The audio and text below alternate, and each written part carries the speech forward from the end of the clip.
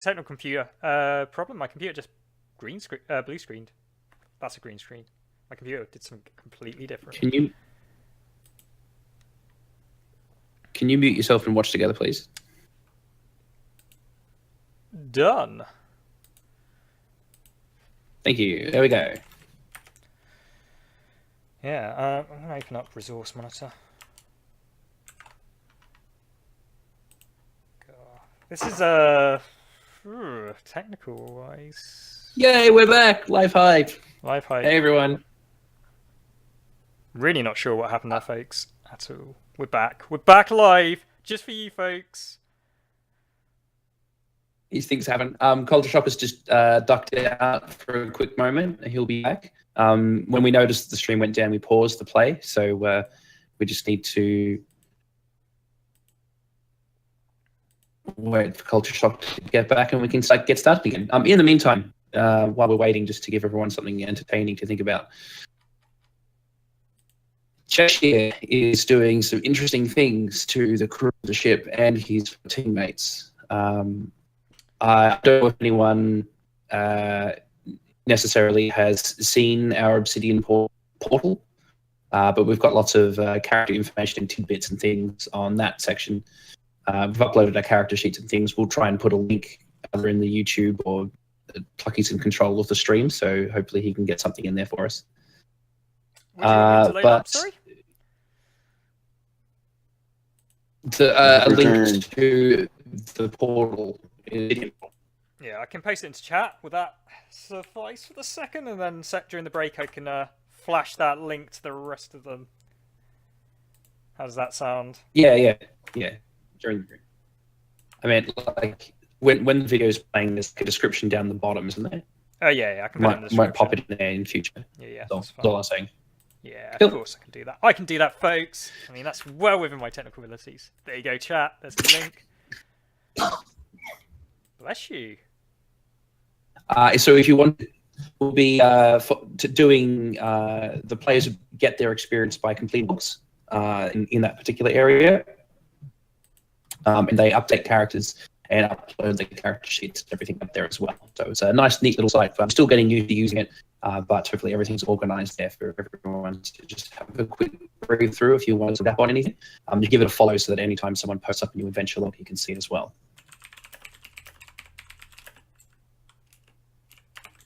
So I think the stream went down just about when the action was rolled.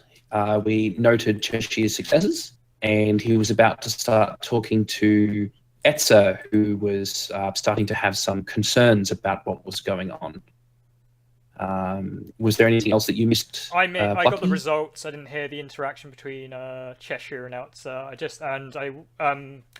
I think I was in the middle of asking what form the emotions were taking in Inspire action. So if you wouldn't mind just recapping the Inspire action and basically from the successes onwards, because that was one brilliant success there, but I'm not sure it's going to be good for our ship and the crew and us generally. We'll find out. So 15 successes to inspire fear and sadness.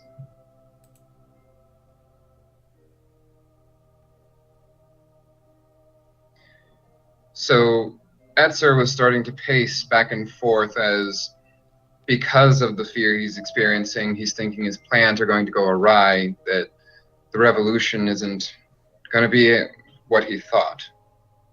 So Cheshire, with the whites of his eyes blackened and nothing in the backs of his eyes of flame, his hair gone from silver white to jet black, is asking Etzer, "What's wrong?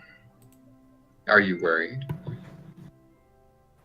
Well, obviously I'm concerned. I mean, I don't doubt the captain's decision to sail away from port. It was the right thing to do, but it's still putting distance between me and my search for these arms. I mean, every day that we delay, the enemy gets stronger. My people will suffer more. No, no, no. I want to know more about what could go wrong. What pivotal piece are you missing in order to make this plan go into action? And this is a read intentions roll for intimacies related to your plans, those individuals involved in those plans.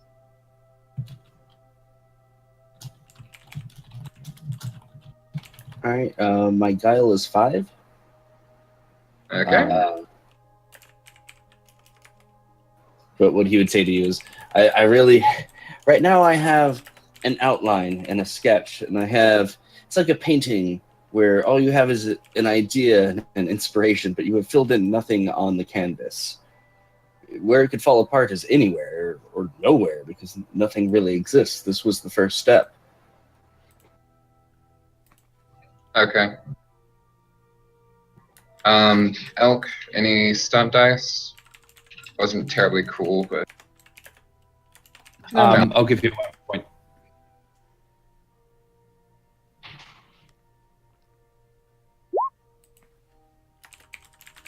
you got lucky. I only rolled 4 successes on read intentions. So, all right. Blank canvas, nothing that could really be torn asunder, although your plans could just refuse to take shape. How does that make you feel? Not terribly well, to be honest. I wish I need to be successful in this. Failure is not an option. But what if it is? What if failure's almost inevitable? What if you have to work harder than you could expect it, harder than you could possibly put your body through in order to try to accomplish this? This is a instill action using the minor type respect for me to erode an intimacy related toward your plans. My rebuttal would be like, well, I mean, work in a sense. I mean, that is what servants is for. Well, not necessarily dirty hands as much, but I don't think if this task would be easy, that I would have been blessed with the power I was given. Both by what has sort of elevated the three of us in this common sense, in addition to being the lineage of my birth.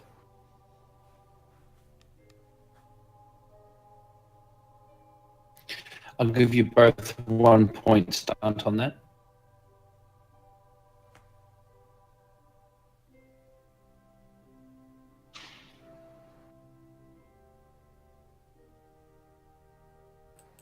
That would put my resolve to 5.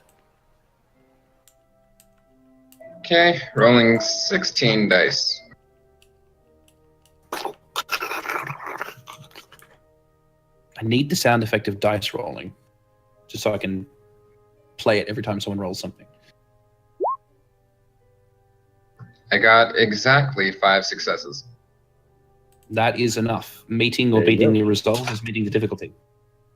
So Etzer can either spend a willpower to... Oh wait, no, this is degrading an intimacy? Yep. No, can't resist this one. Do you not? Which Does intimacy was Does this the one? intimacy add to the resolve? My flexing of my own intimacy would have lowered your resolve. That is true. But So since it's if only- he's trying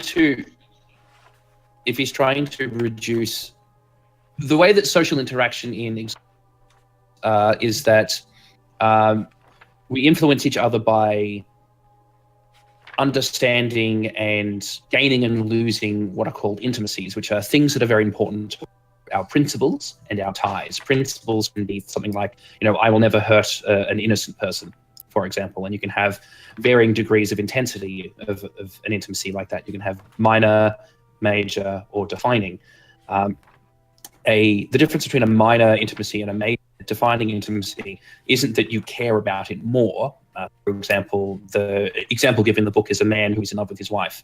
At the minor level, he is very truly and deeply in love with his wife, but that love doesn't occupy a lot of his time necessarily. Maybe he's a very busy man who has to work all of the time, and he works to support his family, but he's so sort of swept up in his work that they don't occupy a whole lot of his mental scape.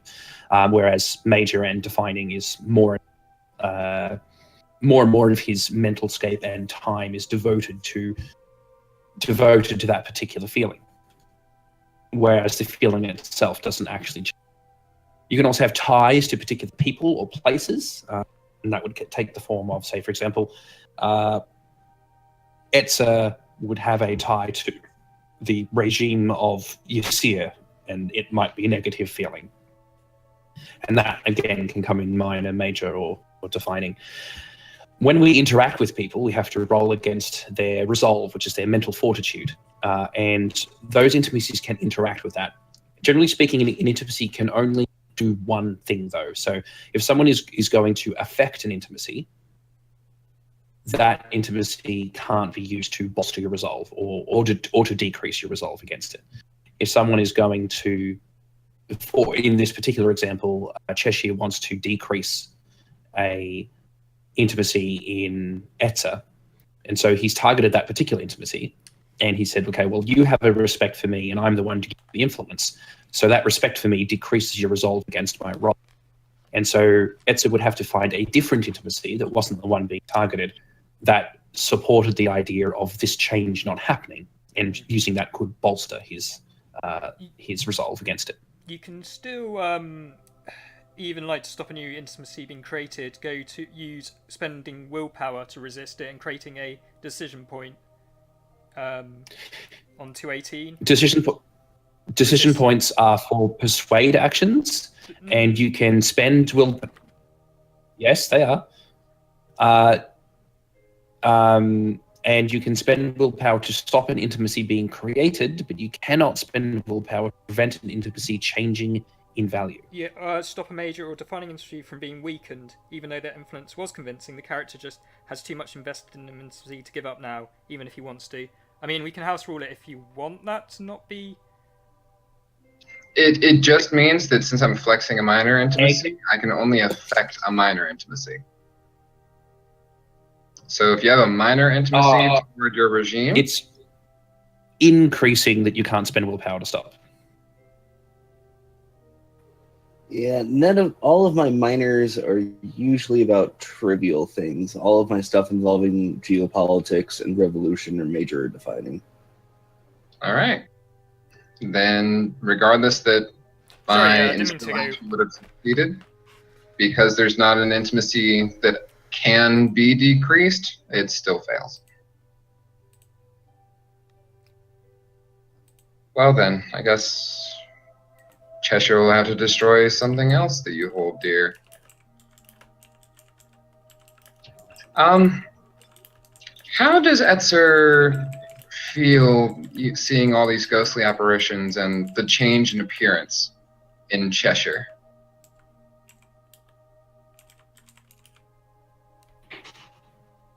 Yeah, he sort of takes stock of himself for a second, leans over, and you used your evocation to change your clothing, correct?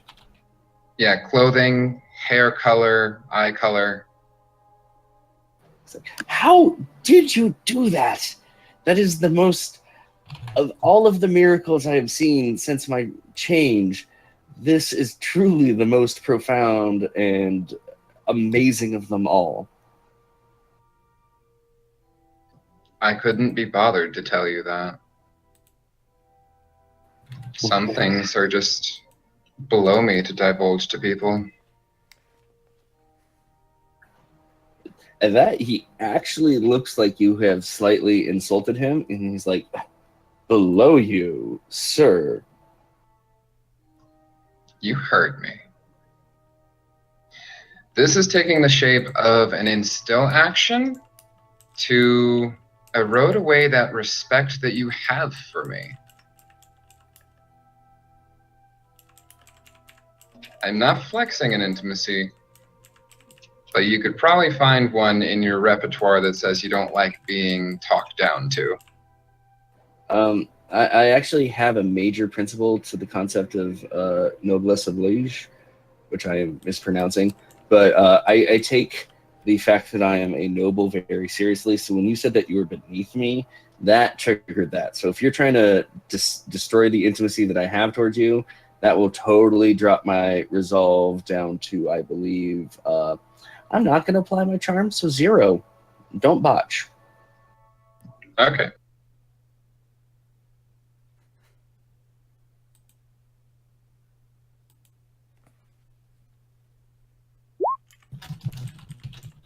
It's not a botch. That's 8 successes. Intimacy eroded.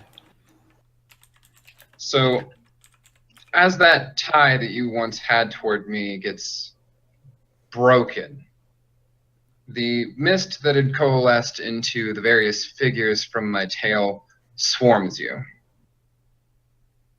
It surrounds you and it grows red. It then takes the shape of a tie physically, a single string between you and I. And that string snaps and evaporates into the air.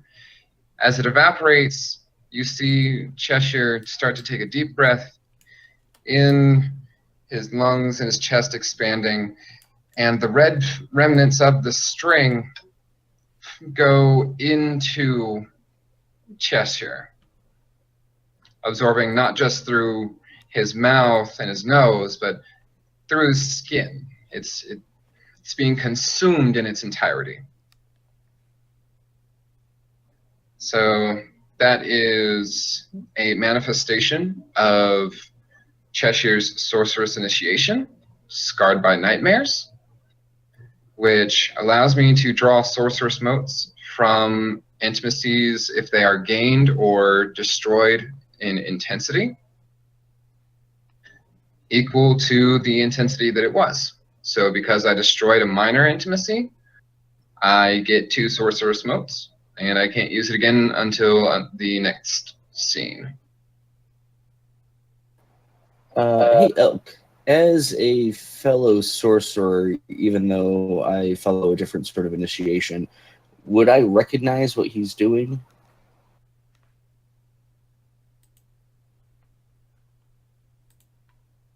Intelligence occult.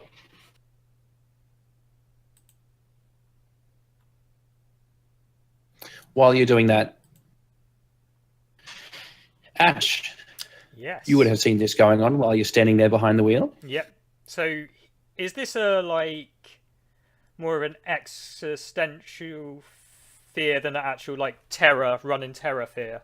That's the impression I was getting, but I wanted to make sure that I was on the right track to respond appropriately. It's a general pervasive fear. So, and it was from an inspire action, so it doesn't necessarily particular in you, just a general thing. So anything that your character would necessarily fear the most at this present time would probably be exaggerated a little bit, as that sort of that feeling of dread makes you concentrate on those things that otherwise make you afraid. So, not horrified. No. So immediately, Ash moves to drop anchor and starts to slow down the ship, and then he turns around once the ship is secured and moves to his captain's cabin, slamming the door and bolting it behind him and retiring to his desk. He pulls out a load of books from his shelves that he's got, his logs. He pulls out his maps and starts pacing up and down, his face dripped with fear and apprehension at the course ahead.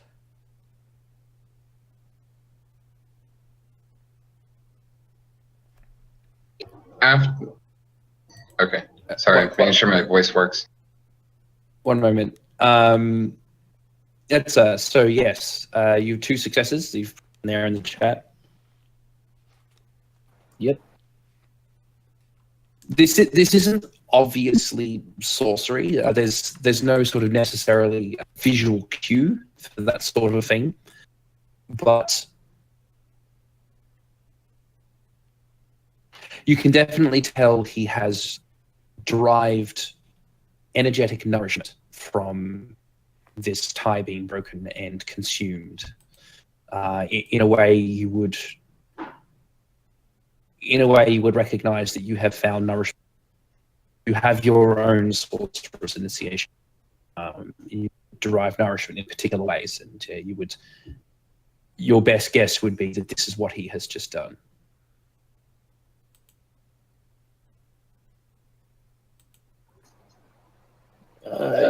At that point, he would sort of say, "Good evening, Cheshire. I wish to be left alone for my thoughts," and try to put a little distance between the two of them.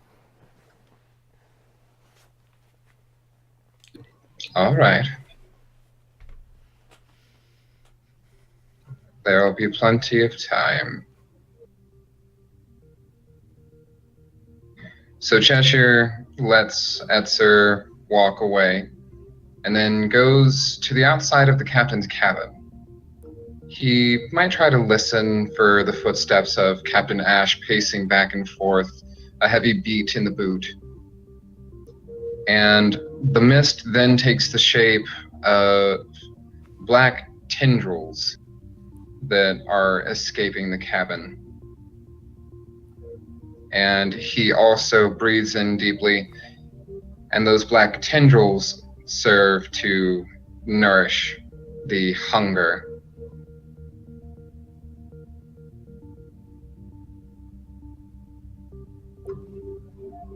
Cheshire knocks on the door to the captain's cabin, but he doesn't say anything. There's no reply. Captain Ash is absorbed in his calculations, his flicking back and forth, referencing his logs, charting courses, and sort of erasing those courses and replotting them on another piece of paper.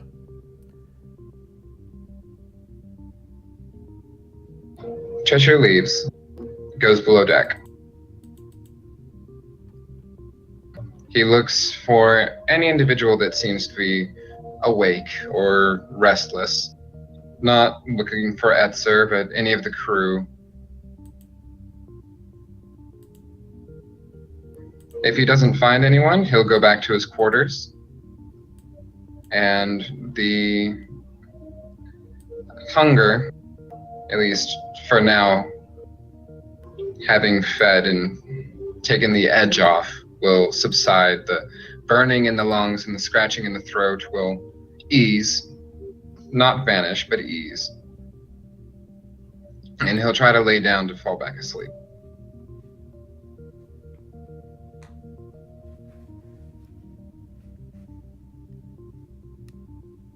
There's a pounding at Ash's door. Captain! Seren's voice sort of coming through the door. The Captain, what are you playing at? Captain unbars the door and opens it. Seren?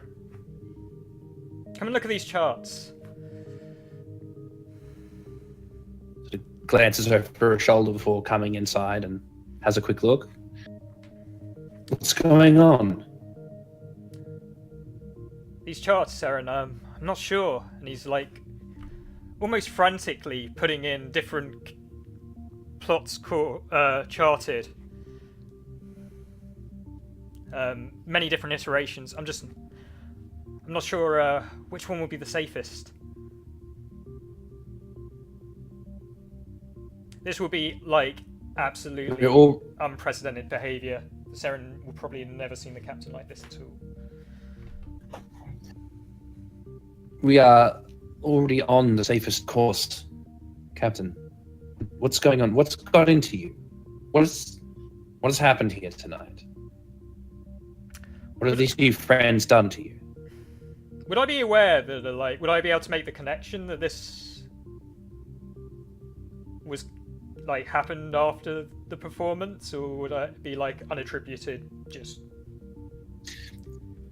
No one has sort of magically ensorcelled you to a particular way. It's just that the artistry of Cheshire's performance, like any good play, ballet, opera, or anything of the sort, has conjured that empathetic feeling in you. And so you feel that sadness, you feel that fear that those people felt, and you attribute it to your own feelings as well, and you find meaning in it by searching up those things that make you feel sad, that make you feel afraid. And like watching a scary movie, just going to bed at night and then not being able to sleep, not because you're necessarily afraid of the bed, but some other fear keeping you up. He turns away from Seren. What happens if it comes back, Seren? What happens if that night repeats itself?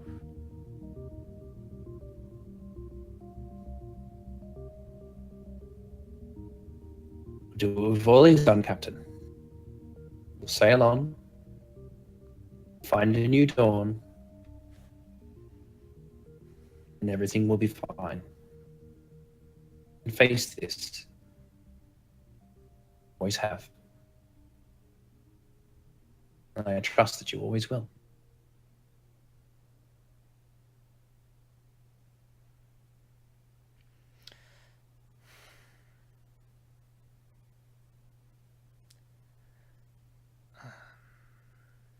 I fear, Seren, that I do not find myself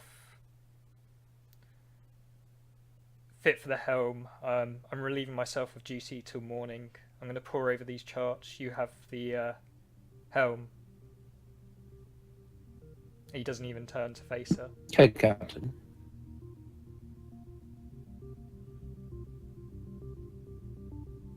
Okay. All right. Well, I'll get the men to raise the anchor. We'll set sail again. Just... We've got your back, sir. You know that. I know, Seren. Right? You're the stars that guide me, Seren. I know that. And even on an obscured night, I can still see them shining free. Yeah. Almost rolls her eyes, but poetic as always, Captain. Thank you. We should get underway. You rest up. We'll let you know when we sight land. It won't be till the morning. She turns to the door and leaves.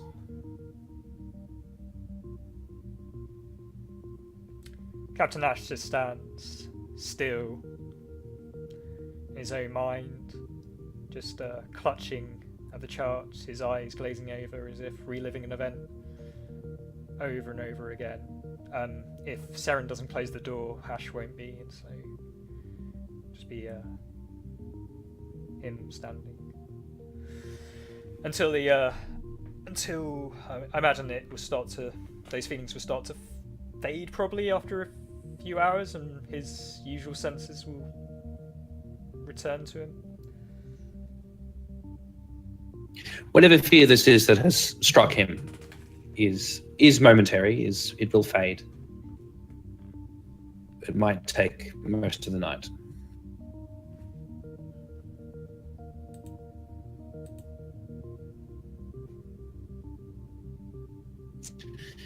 As for everyone else, the rest of the night passes and you finally find sleep, but probably not the sleep you were chasing. It isn't fitful. It's certainly not calm. You almost feel like there is something there above you all night, staring down at you. Not malevolent, At least you don't sense malevolence from it, but the presence nonetheless. Ash feels it behind him as he stares out back window of his cabin, out and watching the wake of the boat slosh out through the night. As soon as Whoever turns his... Sorry, Elk. Sorry, that's right. If he ever turns his head... Round 3, fight. Fatality. If he ever turns his head to glance behind him, he doesn't see anything there, but the presence remains. Something's watching him. I'll get that whale. No, I'm joking. As soon as the first rays of dawn will approach, let me know, and I'll want to do something if that's okay, Elk? Yeah, it's fine. The only member of, other than the freedmen with Etzer who are snoring away the night, only one who really sleeps soundly is Cheshire. That ache in his gut having eased, there is nonetheless a pressure in his chest. Can almost remember the feeling of his mother seeing his dad at the end of the day and sort of rushing into his legs and being taken in a large embrace. But in all of these memories and all of these dreams, it's not his mother, it's not his father. In their place stands Amber. Always there, always warm, caring, loving.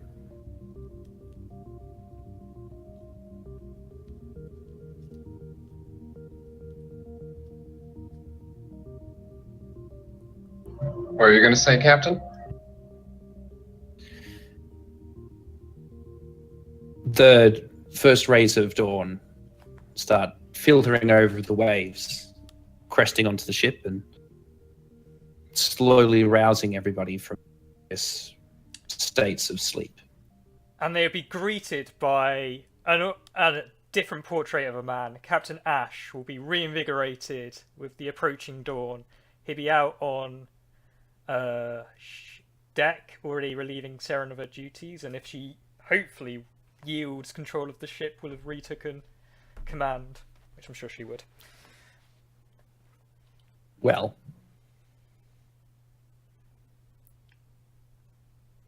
Seren is much relieved to see Ash in better tempers, and hands over the wheel and takes a stance just to his left, staring out down the bow of the ship, across, seeing the... Does your ship have a figurehead? I never actually asked you this question. At the front of the ship, sort of usually around the foremast. It doesn't at the moment, actually, but Okay. So Ash, as soon as taking up the wheel, gives a nod to Seren and a smile, licks his finger, measuring the wind. The wind favours us, Seren. Locks the tiller into place so that once he's set the course, and then struts out to the prow of the ship, draws out Odori, and starts doing sort of almost practicing with his new sword, trying to get a fit of the balance, and singing to himself a merry tune, very out of key, a ship's shanty of some sort, as he begins his morning routine.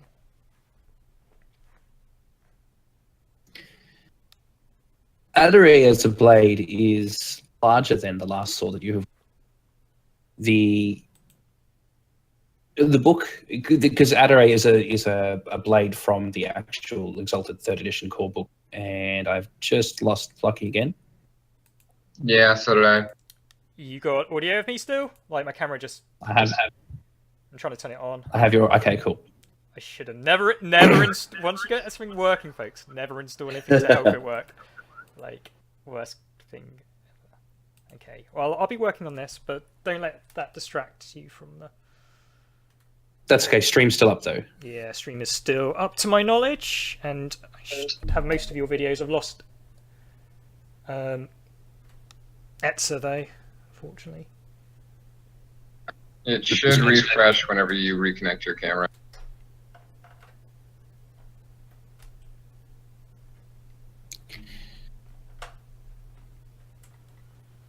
So Adare is a larger blade than the last sword that you wielded, but it is somehow lighter. Feels more like an extension of Ash himself, a longer arm. What he was used to. It's not really described in the book, so it can take whatever form you like. Is generally speaking, it's like a long sword, but a little bulkier, a little longer. However, in this bright, you would not be forgiven for thinking that the metal this thing is made. It certainly has a golden sheen to it, but it seems to soak in the rays of the sun itself and sort of glow magically about itself. It would be impossible to confuse for a mundane sword. It is very definitely an artifact made of a special godlike material. And with your attunement to it, it is held in your hand like the weight of a feather, giving you unparalleled artistry with it.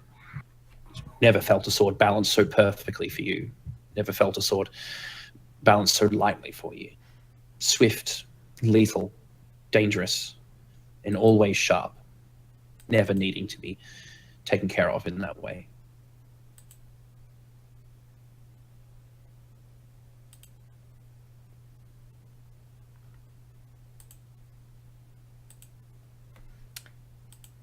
Captain Ash will continue exploring his blade, but he won't. Apart from just doing his morning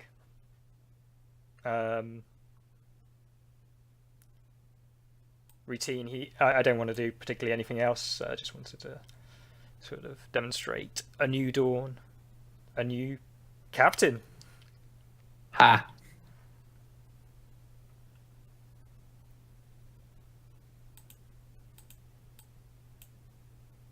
I'm just be quickly aware, I'm still suffering some technical difficulties. Cameras are flicking on and off constantly. Yeah. Hopefully mine's still stable though. Just trying to sort out. Lost culture. Yeah. Are you there, Culture? Yeah, I should still be here. Cool. For some reason, the screen refreshed and it dropped me out.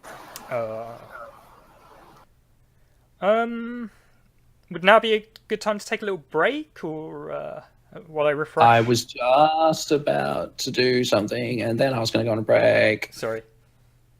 Jumping in on top of me. No problems. So as the day has cracked in the dawn and everyone starts sort of rising up from the ship, just as both Cheshire and Etsa get to the top deck, sort of stretching out the stiffness from the night, the man in the crow's nest calls out, "Land ho! Land ho!" Everyone sort of just looks out to the horizon, just loving to see the land sort of crest up off the horizon. And it's a few invigorating moments of this surge forwards as the ship sort of just pierces through the waters and the waves, and sort of this nice wind sort of just picks up at the back of the ship, sort of all the sails sort of pushing forwards in one fluttering furl and sort of just putting it forwards across the sea. And as the port of Chia becomes more and more Yes, in the horizon, other larger shapes surrounding it become obvious as well. And to anyone who has spent any amount of time on the sea, know that 6 large frigates as these arrayed around the entrance to the port could be nothing more than a blockade. And to anyone who knows the dreaming sea, would recognize the colours as the military might of Ysir. And that's where we'll take our break. Awesome. So, Scurvy dogs. so for those of you that are new to this stream, this is our second time doing it. I feel like we're in the right direction, right? I mean, we're trying a new setup today, so it's going to be a new host of problems. I've never had my computer decide to rebel against me. The mutinous dog. And, like, with breaks and stuff, me and Elk need to get into the rhythm, because usually the storyteller is the controller over the flow, but we're in this unique position where I'm sort of trying to do the production. That's probably why it's so a little bit temperamental. So sometimes I will maybe intrude a little bit onto when I think it might be a good idea for break from a production side, and obviously Elk's got his story, so we're getting to the rhythm of it, folks, and I want to apologise for Elk for my intrusion onto his domain. It's not meant to be disrespectful. I'm thinking of the stream as well. Don't hate me. No, I was actually just going to comment about your text is this startling neon green that I find impossible to read. It's hurting my eyes. Could you please change it? Where's this? Which color is this? In the text, there's this startling neon green, or is that not? Or is that just randomly assigned from my computer or something? I don't have moderation. I don't think I can change it. I think it's set in that color by the looks of it. Text where? In Twitch chat? In what? In Twitch chat. Twitch chat. Oh, Twitch chat. I think it's randomly assigned. I could be wrong. Yeah. Well, don't I feel a fool then? I don't know. I mean, I know nothing about things I should do. So if you click on the gear and click edit appearance, you can change your color. Good. Let's do that. Is it just Because to me, he looks orange. So weird. Anyway, Yeah. it is break time, so I'm gonna jump up. I'm gonna need to close, glitching out on me pretty badly, and then rejoin. And just as I do that, I'll head off on break. So my camera feed's just gonna go out very briefly. Okay, fantastic. Thanks for telling us that. Otherwise, I'd be like scrambling around, like, what's going on? Where's the camera? Can you guys get my video feed? Because it looks like on the Twitch it's just a rotating circle. So what I'm going to do is refresh it now, so we should lose all feeds. I'm going to reload it. Sounds like a plan. And now we should have, like, weird... Yeah. Now I'm going to have to recreate all the windows again. That's all right. It's break time. It's break time, folks! I'm going to take my dog outside real quick. Nice. Cheshire, you son of a gun. What are you doing? I had a, like, horrific feeling that we were all going to abandon ship, and I was going to lose my ship because you'd, like, frightened us off the ship. Well, that's what happens when you take a sorceress initiation that is very strong but can have some very interesting downsides, and you also take a flaw in addition to that initiation to make it more role play friendly. I mean, I'm not like like I'm not saying it's just I just found it very amusing. I'm like oh gosh, Zedith doing Zedith things. What's going on? It was great. I mean, the roleplay was awesome, and we've got him back, folks. Elk. 3 out of 4. Yeah. But yeah, I was really wondering how I was gonna make that manifest, or if it was gonna be more Elk allowing it to manifest. He and I didn't really pre-plan anything. We just kind of went over a short list of, okay, these are the kind of things that we're expecting. Just who, and it was never discussed who was actually going to make it manifest. So I think it was okay. I think it, from a roleplay perspective, that whole interaction was lovely, and I hope the folks at home are enjoying the unweaving story. Looks like it's just me and you, chat. Just you and me. Hey, folks. Sorry about the keyboard sound.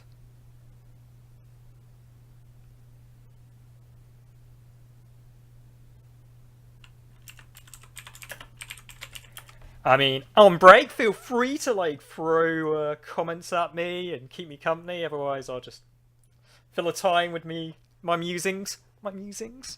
So yeah, one of the things that I haven't got to do is play Exalted. So I've read through the book, tried to memorize. There's a lot of rules. Hey there, Wolf of the Shining Path. I remember you from last time. Thanks for coming back. Are you enjoying the story? Are you enjoying the stream, despite the gremlins? Hopefully you are. Just check. I'm back. Just had to get some more liquids.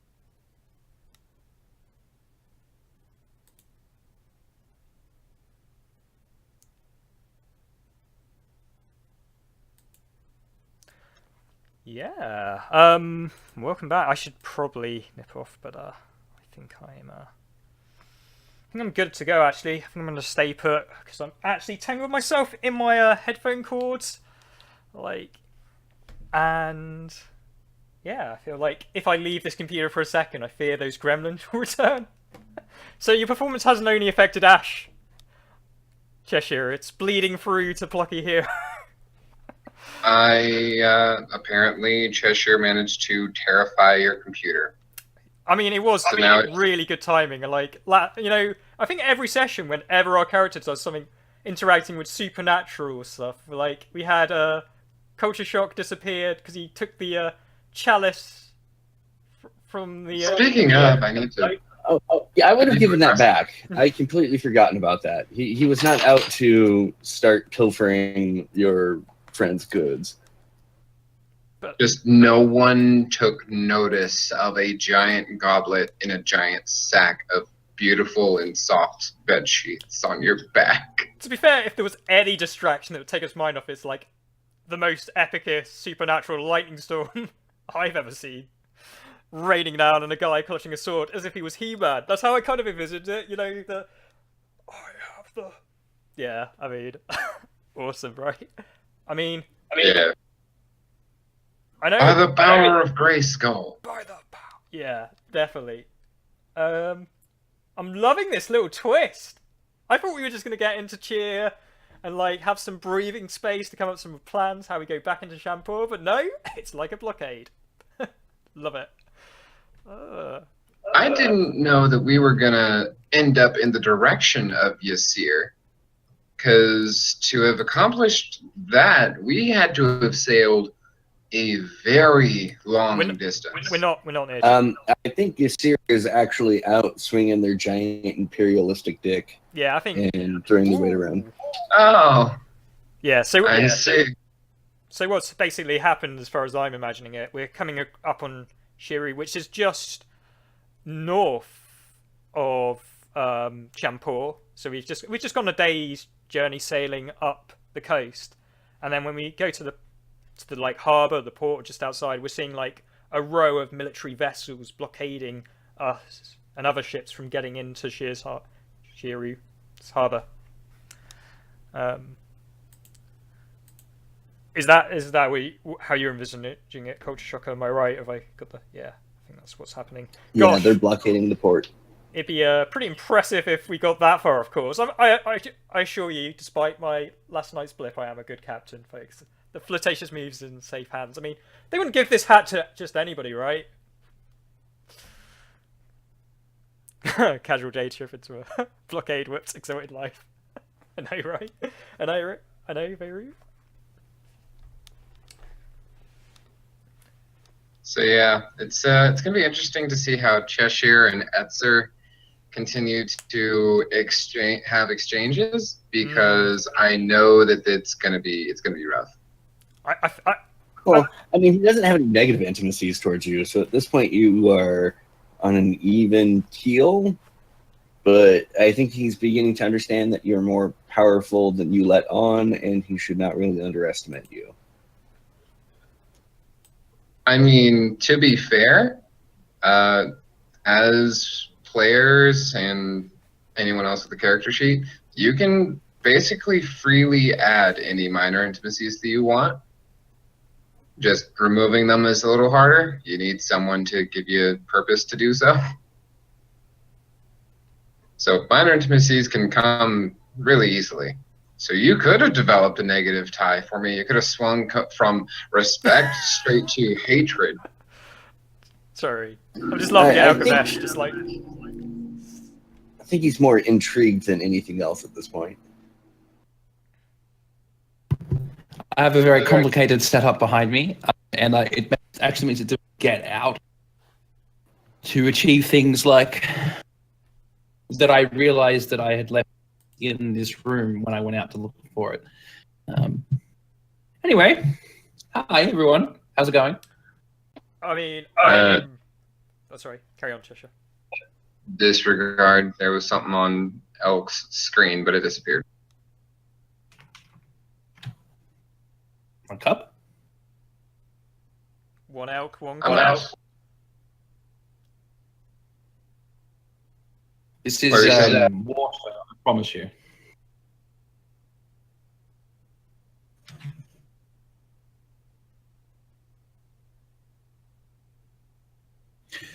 Hi everyone.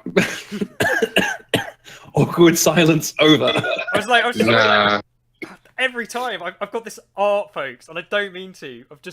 Every time somebody begins to talk, it's the exact same time I use it. I'm like even trying to watch the webcam, but I think the delay's putting me off. Sorry, Cheshire. Go on. You're good. I'll fill dead air. I can do that.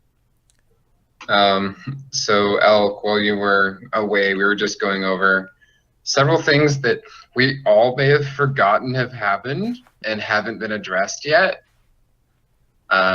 One of which is the chalice that Etzer swiped from Amber Glow's ship. Uh-huh. Did you guys forget about that, did you? Yeah. I mean, the lightning storm was a good distraction. Made it very easy to carry that out, so might find out what happens if Etzer decides to let anyone else know that exists. And all that time I spent up writing up what its effects are. Oh no. Oh yeah, I have like a luggage policy on the Flirtatious Muse. If people carry in over a certain amount of bundles and don't pay the surge charge, I just throw it off board. So sorry about that. I'm joking. Oh dear. I mean, personally, I'm more interested in the sheets. As a person, as a character, I'll be wanting that chalice. Okay, everyone has had a nice break. Could we have 5 seconds for me to restart the video recording, and then I'm good to go? That's okay.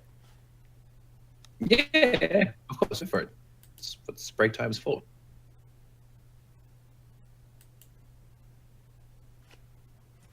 Nice. We've got a couple. We've got return to us. So hey, Lang Dao Ming. I can never call you anything other than screen name is Wolf for the Shining Path. But for those of you who don't know, Lang Dao Ming was the name of the person's character, and it was roughly translated to Wolf for the Shining Path. So it's thing. There you go. First character I ever killed in a game. And they still like you, so it must have been an awesome death. They chose their own death. I feel like there's a bigger story to that statement.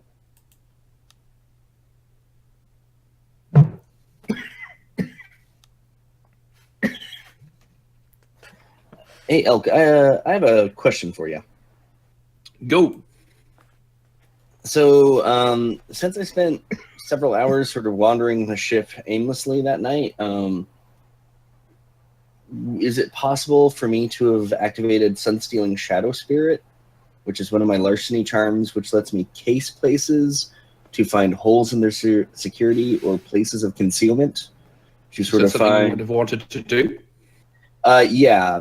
Basically, I know Captain Ash is probably not down for smuggling, but I could pitch it as him as places where he could store additional cargo, and sometimes things like his magic golden sword might need to be hidden when we go into port, seeing as how I may have associated it with certain war crimes against humanity in Champoor. Yes. Yes, you would have perfectly had the opportunity to do so. Does that charm require a roll? Yes, it does. Let me belt that out. Conversation in the chat has stirred. I see, and I appreciate it. Thank you. Brilliant. So, just for anyone else that happens to be watching, you're casing the scene using magic given to you via a charm in one of the skill trees from Larceny. Yes. Would you like me to sort of fill in bits about the flirtatious muse? I know me and Elk haven't gone over it, but or do you want to Go for it. I'll wait for That's the roll. exactly what I was going to do. I'll wait for the roll. I get 9 successes. So the way it works is no matter what, I can find either a flaw in your security or a place of concealment, and for every 2 additional successes, I find 1 more. So I think I find 5 places that you can store things on your ship. Depending on what the difficulty of the roll was. Excellent point. Good point. Is the flirtatious muse a particularly... Sorry, you cut out there. Particularly. Sorry, is the flirtatious muse a particularly piratey criminal vessel? Well, I mean, it's all in your perception, right? Flirtatious muse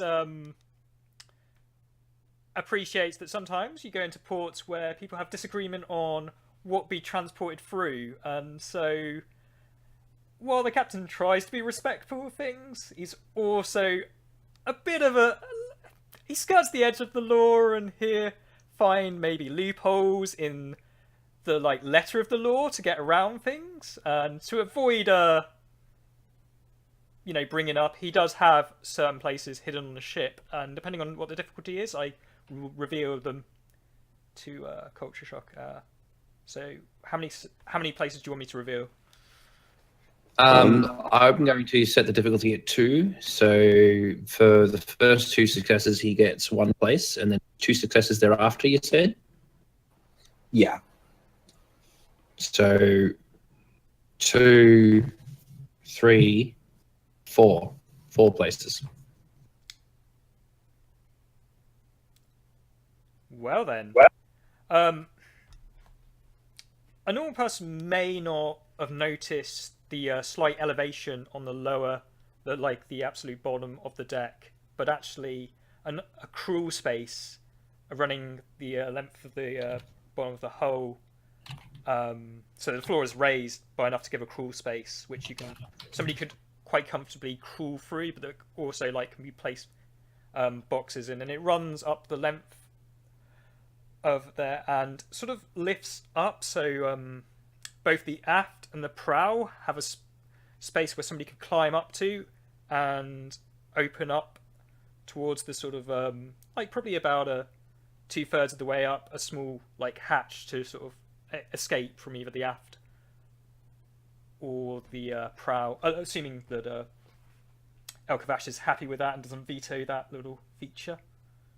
It's fine. Go for it. It's your ship. Also, running along the corridors, there's a room that's sort of obscured by a piece of sliding wood that's expertly fitted to blend in. It has an iron sort of symbol. So it looks like somebody's just put a sigil on the wall, but it's actually a concealed apartment. And as you slide it away, there'll be some chains of cold iron, a little stack of weapons of a sort of very heavy to the touch. Then like it's kind of they're not the usual weapons you'd find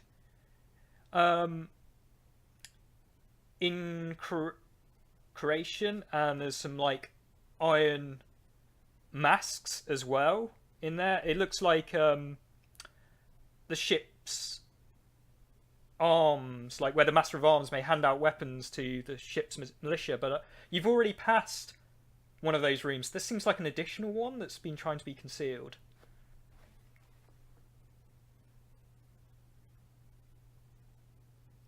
That's 2, isn't it? How much more? We've got 2 more revelations. 2 more. In the captain's cabins, you will find a compartment that comes out of his wall, kind of like a one of those fold-down beds, but only it's a sort of workshop for working of wood and carpentry. So it will fold out and occupy his cabin space, and just in front of his desk. So he has a little workspace that he can set up when he needs to, but it's hidden and tucked away. And El Kavash, feel free to put an extra last feature in, because maybe something the crew have set up or anything like that, because that's the only ones that I thought of ahead of time or in the spur of the moment. In the kitchens, the mess, should we say?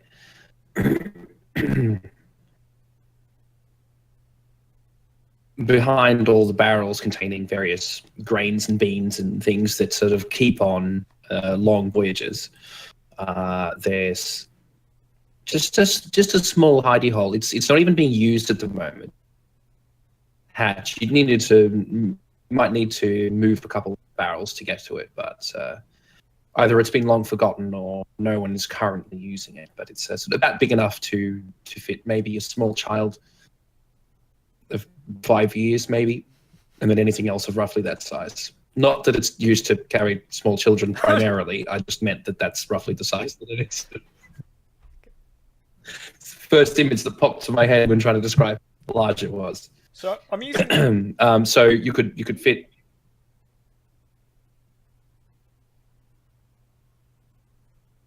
Sorry. So you could fit like a few bags of things in there, a few personal effects, some like maybe 2 days luggage worth of space. I'd like to use my fee-fi-fo method of enhanced smell, just to make sure there's no children's stowaways on my ship that I haven't noticed. There are no children's stowaways on your ship good. that you don't already know are there. Fantastic. You don't know that plot line. So there you go, Culture Shock. I think that's everything. Do with it what you will. So unless there's anything else to cover before...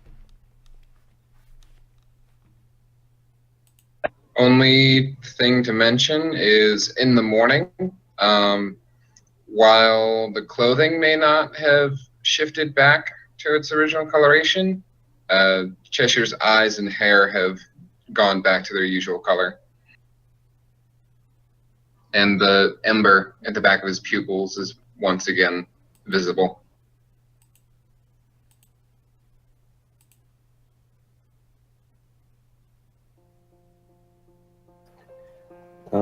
So coming on deck and seeing the ships from Ysir blockading the port that we were trying to gain entrance to, Etzer would quickly run up to Captain Ash's side and tug on his sleeve and say, "Captain, you may want to put away that blade for this moment. I don't believe that the captains of those ships would offer to you the due respect that you truly deserve and would try and confiscate this weapon. Maybe if you were to hide it in your hidden armory that you have squirreled away, it would probably go underneath their scrutiny." Oh, I see you've found the sigil room. I have a keen eye. And I couldn't sleep last night. Sorry, Ed, so that was what you were referring to, was it? I've not, like, Yeah. Yeah, okay, cool. Ash brings the blade closer to her and almost whispers to her. What do you think?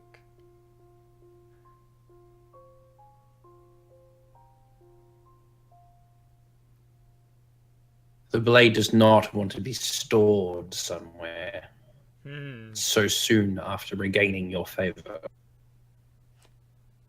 Hush, calm yourself, Adori. I have an idea. And with that, not Etza. God, I'm not going to take control of Etza. Ash starts walking off to his captain's cabin. Take the helm, he points to a suitable crew member. Ensigns, are they called? Sorry, I'm not a naval person myself, so... Ensigns is okay. Ensign, take the helm. And moves off. Don't worry, Etza, I've got a plan. And they usually...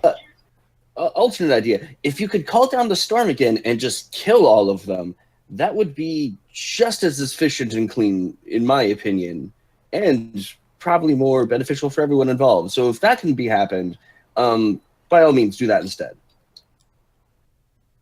I made it a rule not to invoke a woman's fury and scorn, and I am not going to eagerly jump on that again. But I feel I have a fitting compromise.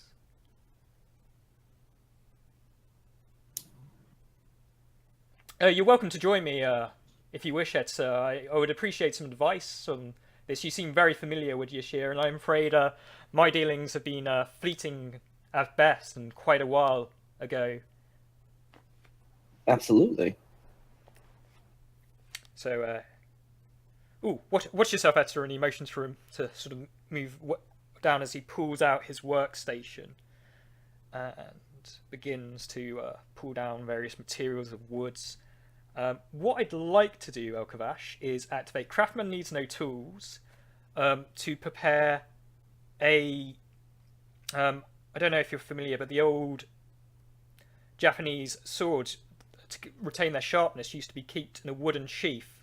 So I want to create a wooden sheath to like help hide and sort of so the blade isn't prominent and it may just look like an ordinary sword or some other form. If that's okay. You can construct a wooden scabbard. It would only be difficulty 1.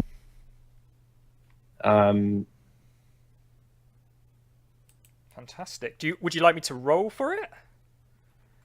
Do you want it to be particularly pretty, or do you just want it to be a thing of wood? Stick it in. I want it to be a thing of beauty befitting Adori. Then it will be difficulty 2. Yes. Okay. Would this be a dexterity to represent the wood sculpting, or intelligence, or wits for the design? Would you say? You're kind of doing it hurriedly, so I'm going to say wits. Wits plus craft woodworking. Fantastic. So that's for interacting with the craft system. What Plucky is going to be doing is he will roll against the difficulty that I have set, and when he succeeds, he will be awarded a number of crafting points, which he can then use to make bigger things along the line. I'm going to assume that we got our moats back from the sleep. How many hours have gone past? Are they enough to?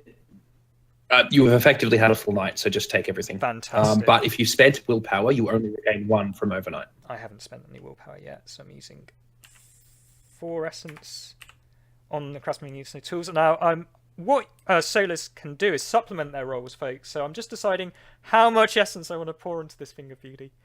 I think I will. I've only got 8 dice at the moment, so I'm going to...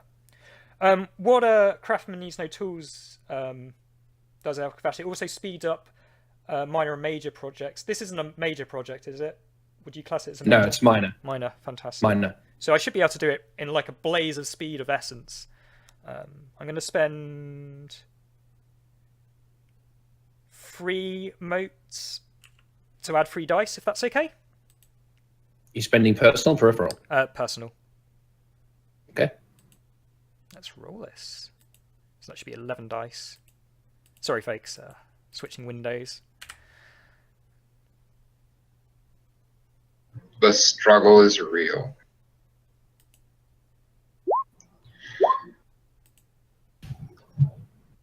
And the result is...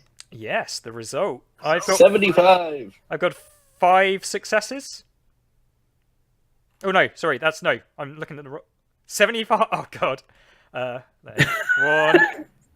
Let me count this.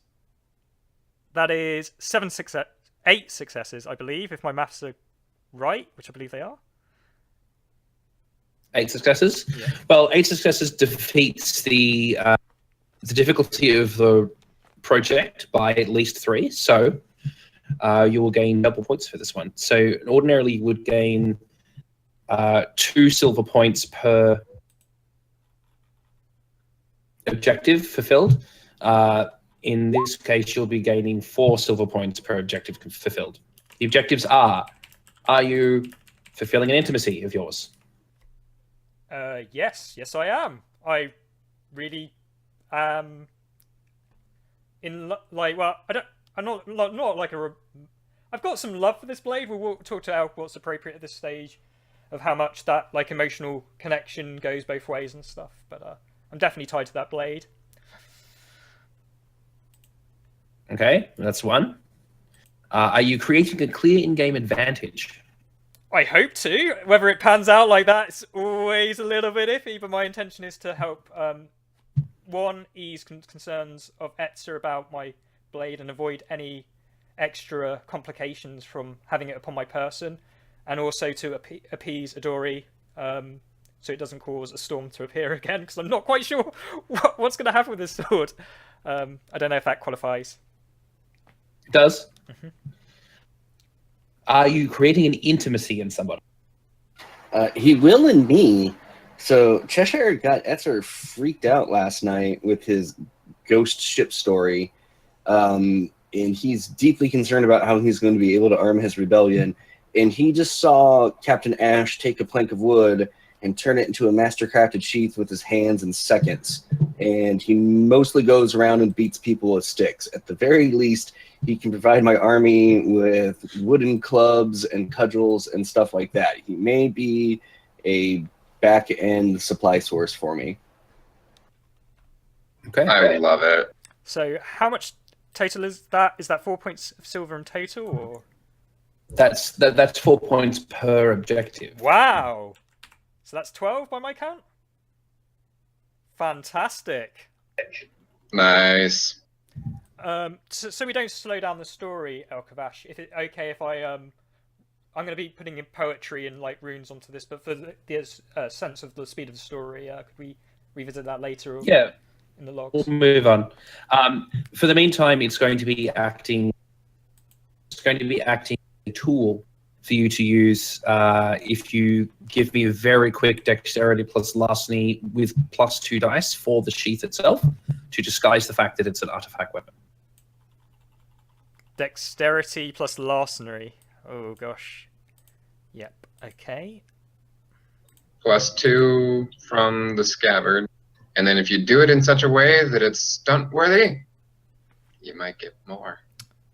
Taking from his shelf a beautiful red ribbon, he lovingly ties it around the hilt of Adori, because that's the only thing visible, and sort of ties it to between his belt, creating a sort of nice sort of motif to help sort of tie and also obscure the hilt further from prying eyes, and to also seal the gift to Adori. Are you marrying her? Not marrying her. It's not a marriage ritual, but it is a custom from his own village that when presenting people with gifts, if you could afford to put a fancy adornment on top of it, it sort of meant that you took that extra step of care.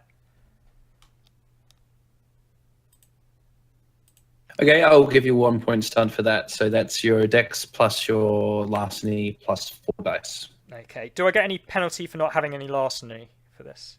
No. No. So that's 8 dice. Target number is 7. Let's do this, folks. Ooh, good. That is 7 successes. 7. Can you note that down for me, please? I will indeed.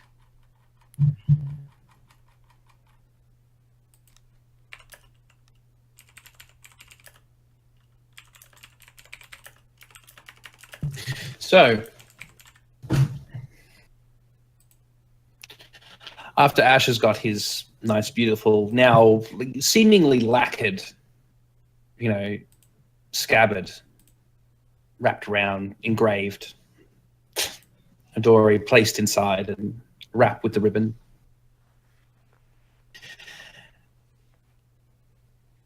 Etta has a good eye for things and is good at spying things out. And to his expert eye, he probably could be able to pick it if he really sort of gave it a bit of a once-over. But for now, it seems, for all intents and purposes, a very ornate scabbard. But who knows if the sword is worth a damn? In his opinion, it probably sort of blends in with his normal attire with his fancy cavalryman jacket. So to him, it passes snuff. Ash looks expectantly at Zetsa, holding the scabbard for his appraisal.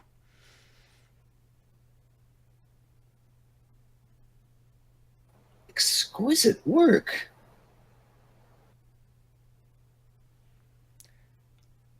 Well, hopefully it will do the trick. So tell me more. What should we expect? How do you want to proceed? If you don't mind, I'd like you to act as an advisor regarding this Yazir situation. Well, if they're blockading the port, I guarantee you they won't let us in. That sort of defeats the whole point of the blockade. They're going to try and starve out the city. What exactly are you delivering to them? Seren? Seren steps in almost out of nowhere. Captain. The cargo. Which cargo did you arrange this time? I know you were very insistent for me not to make landfall, although he sort of shrugs his shoulders, saying, kind of did anyway. Silks and instances and spice and other assorted bits and pieces. Haberdashery. Should have been clear and easy. The blockade is somewhat of a trouble. How many tonnages of that are we carrying? Is it heavy cargo, or could it be transported by longboat, perhaps? We could load it into the longboats. It's rich cargo, not heavy. Fantastic. My favourite kind! That is why I picked it, Captain. What would I do without you, Seren? Probably be locked up in Champoor for not paying your docking fees. The captain says, like, what? What do you mean? Did we not pay our... Seren, I'm sorry. I should have known to go... It's okay, Captain. That's what this mission was...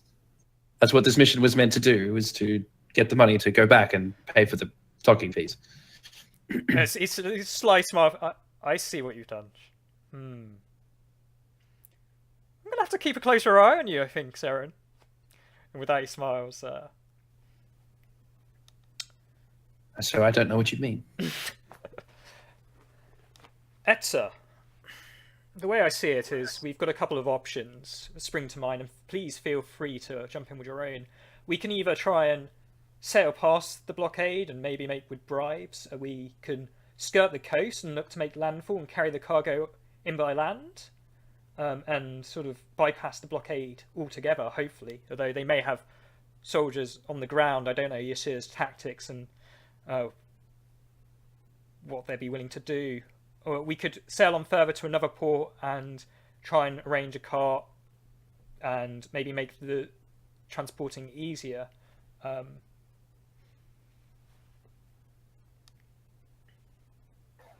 In my opinion, we really have three options. To try and sail past the blockade, I mean, I don't know if you're as good a sailor as you are a craftsman, but even that, we can get past them, but getting out again will be probably impossible. And I'm pretty sure you don't want to keep your ship here forever. So we can do one of three things. We can wait for nightfall and try and take a land route in past their sentries and sell the goods once we're in the city. Another option is we can claim that these goods were taken by the Siri, sail to another port and sell them, and have some plausible deniability there. Or three, we can play both angles. We can go to another port and sell silks and spices there for cash on the barrelhead.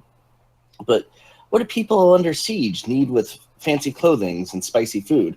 What they need is grains. What they need is something that will help them hold out for the long haul.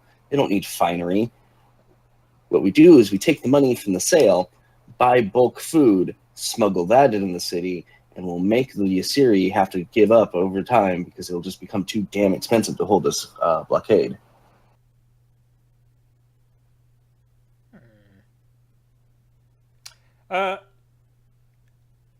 Is this cargo purchased on behalf of the ship? Is it a ship's cargo, or are we doing it for a client, Elkavash? I'll check through the logs as I'm waiting. Saren sort of just steps in to be able to fill in all the blanks that Captain Ash himself is unfortunately not cognizant of.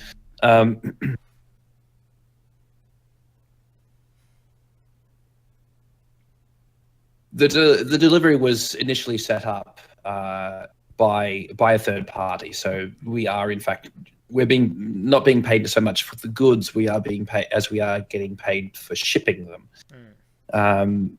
However, the third party that we are doing this is a local of Chia. So if they are suffering under blockade, then they would be as well, one would assume. So if we could convince them, as she looks to Captain Ash, as the good captain is always so good at,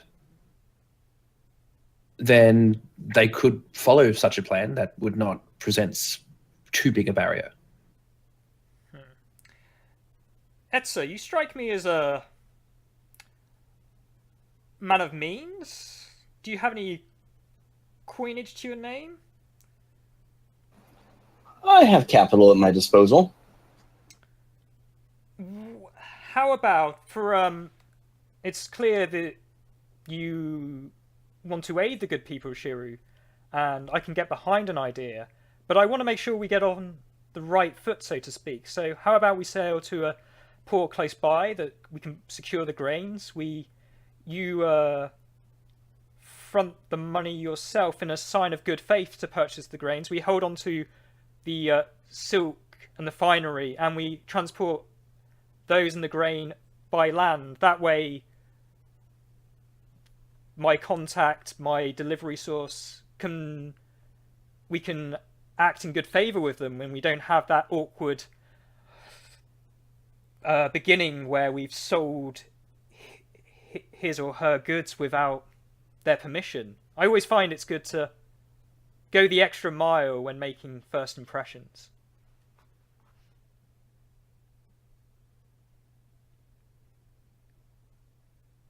Bless you. Clearly, the idea of using his own coins for this thing has not agreed with Etzer one bit.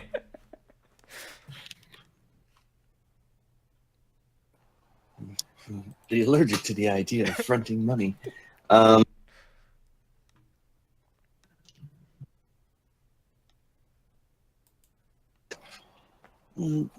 Very well. I can agree to this.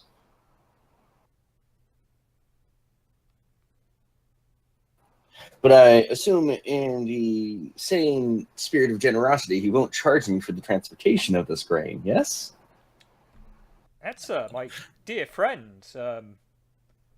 At least for the next few weeks or so, you and your fellows are guests on the ship. My hospitality has no charge at this point until, and he moves in a little closer, until Seren insists that I start behaving in a more responsible manner with the coin and stuff. She does do a good job of keeping this ship in coin, but also her indulgences of my spirited nature, shall we say, has its limits, and rightly so.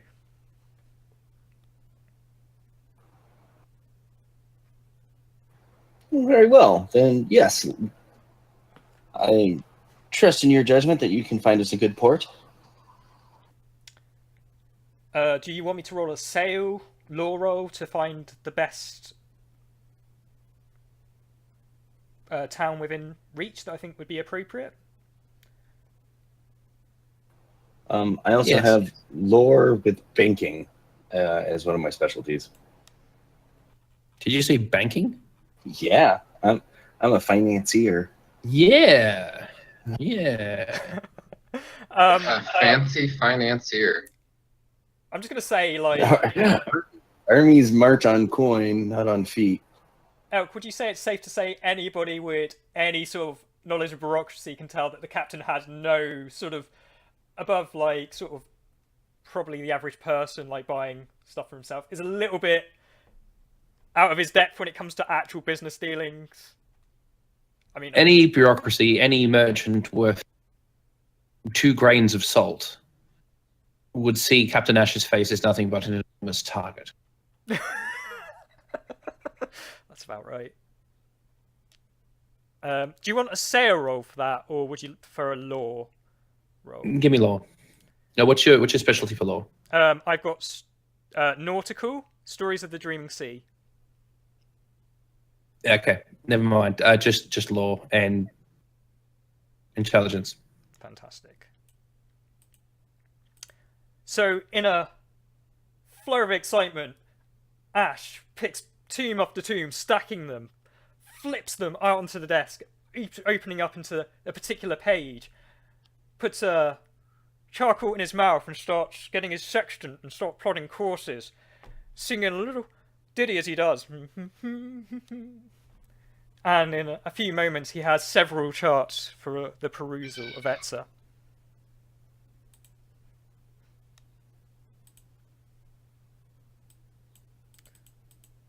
Do you want me to add seem to have settled down. any stunt dice for that, Elk? Or? Yes, I'll give you 1 point stunt. Fantastic.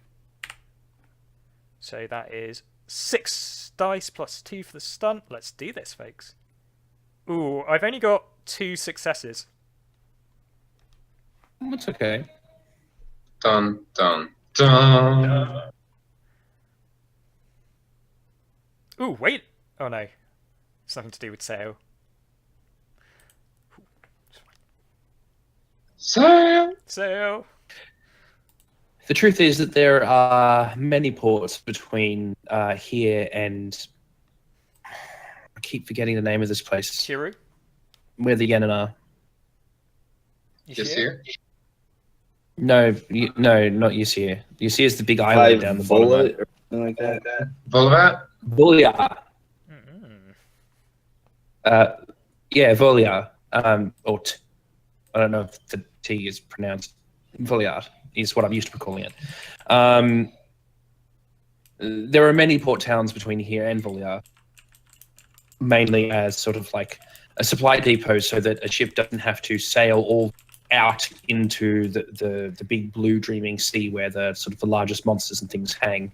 They can sort of hug the coast a little bit more and sort of stop in at each port after a day or 2 journey at most. So they sort of act as mercantile. They act as mercantile way stations almost, and these villages have sort of sprung up. Some of them become larger cities like Chia. The next one further down the coast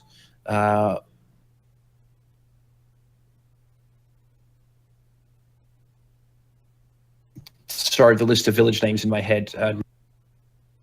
Fantasy village isn't. Unless someone wants to offer something. You're cutting out there, El Kavash, a bit. I don't know if you've used your distance from the mic at all. Or... Sorry. That's better. Don't worry. All of the names I have in my head at the moment are. I don't want to sort of take something from someone. So if anyone has a suggestion for a village, otherwise give me 2 seconds. Strow. Yeah, Strow. Strow's good. So I present the different charts. You can see there's Strow,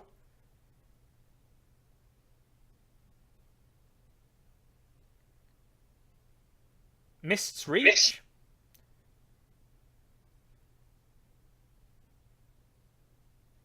and the Looking Point, and Valerne.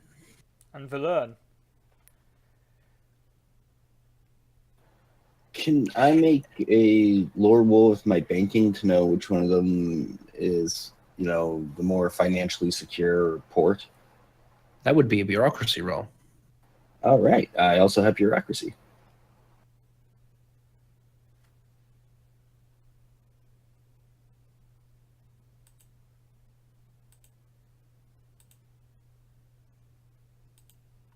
I'm going to spend a few notes on an excellency.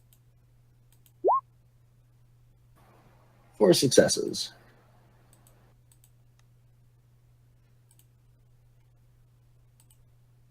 The most stable of the villages or cities that are on offer would be Valerne. It is a much longer journey. You'd need to make 2 stops on the way back here to Chia, but that's where you would gain the most economy for your proposed transaction.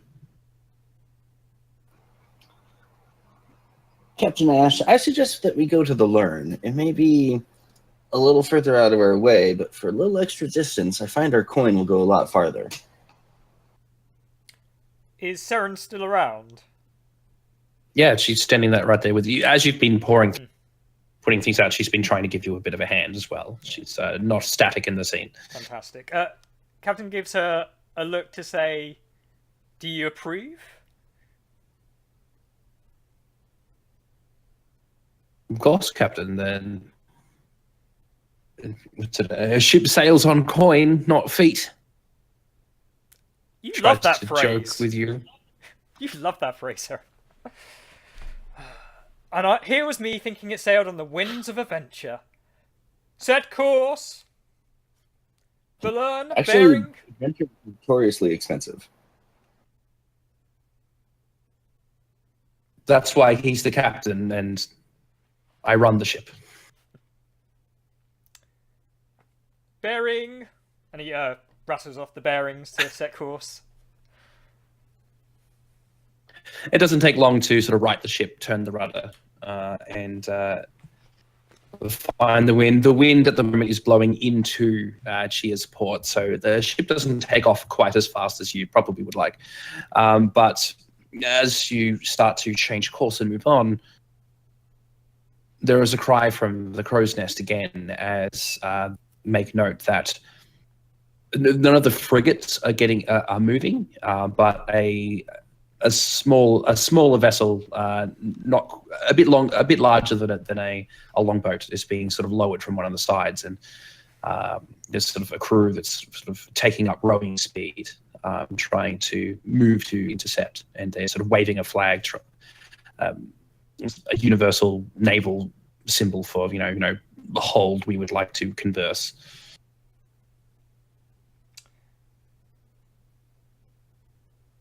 Etzer, my good man. There. And he gestures out to the ship. Thoughts? Feelings? How fast are we? With me at the helm, we could outrun the ghost ships themselves. Are you both still talking in the cabin? We would have come up back, I think, with the... Well, at least I would have started making my way on to deck, and in reply to the... To be able to see it, they would have needed to be on deck. Yeah. Okay. Cheshire's just been standing on deck, didn't follow you guys to the cabin. I don't know if you two are purposely trying to keep your distance or not. Maybe subconsciously. At this point, not really, because I might need you. And that's how Etzer rolls. Etzer looks at Captain Ash and says, "Sir, you may be a captain, but how would you like to become a hero today?" Music to my ears. Play on, good sir. Play on. I suggest that we, what's the word? Unfurl? Make the sails go down and not interact with the wind, whatever the nautical term for that is. I say we slow down. We allow the longboat to come up beside us.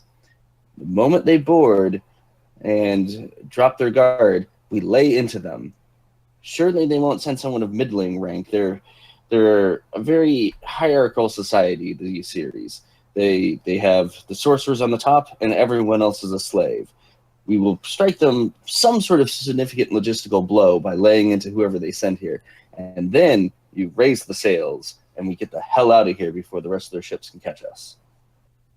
When you say lay into them, I mean, He's proposing violence, Captain. You don't win a war without casualties, at least on one end.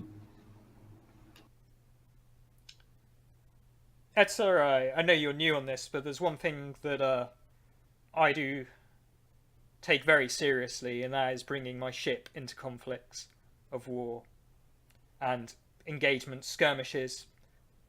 As a rule, although I find trouble often, I don't go out of my way to provoke steel on steel and spill blood on this deck. I'm happy to converse with them, but to lure them into a trap and take steel against somebody that's talking not only contravenes like nautical etiquette, it's just not my style. Don't get me wrong, Etzer. I will defend this ship with my life.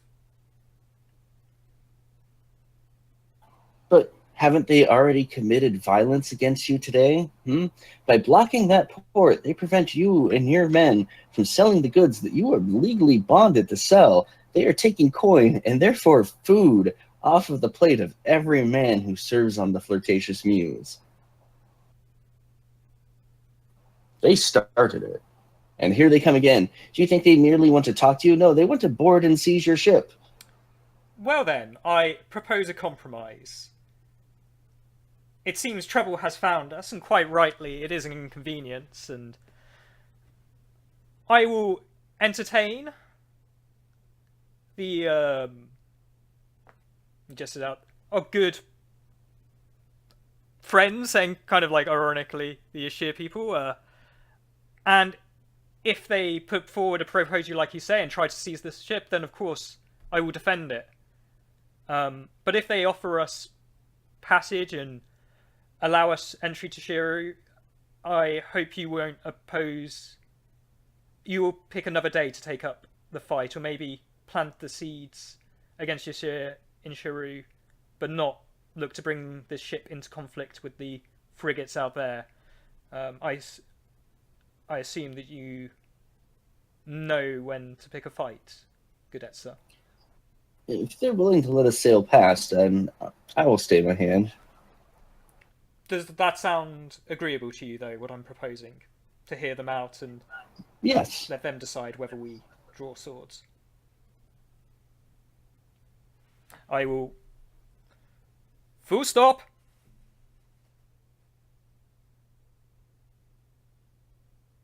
But I don't say to drop anchor, so... You are the captain. Full stop. Stop.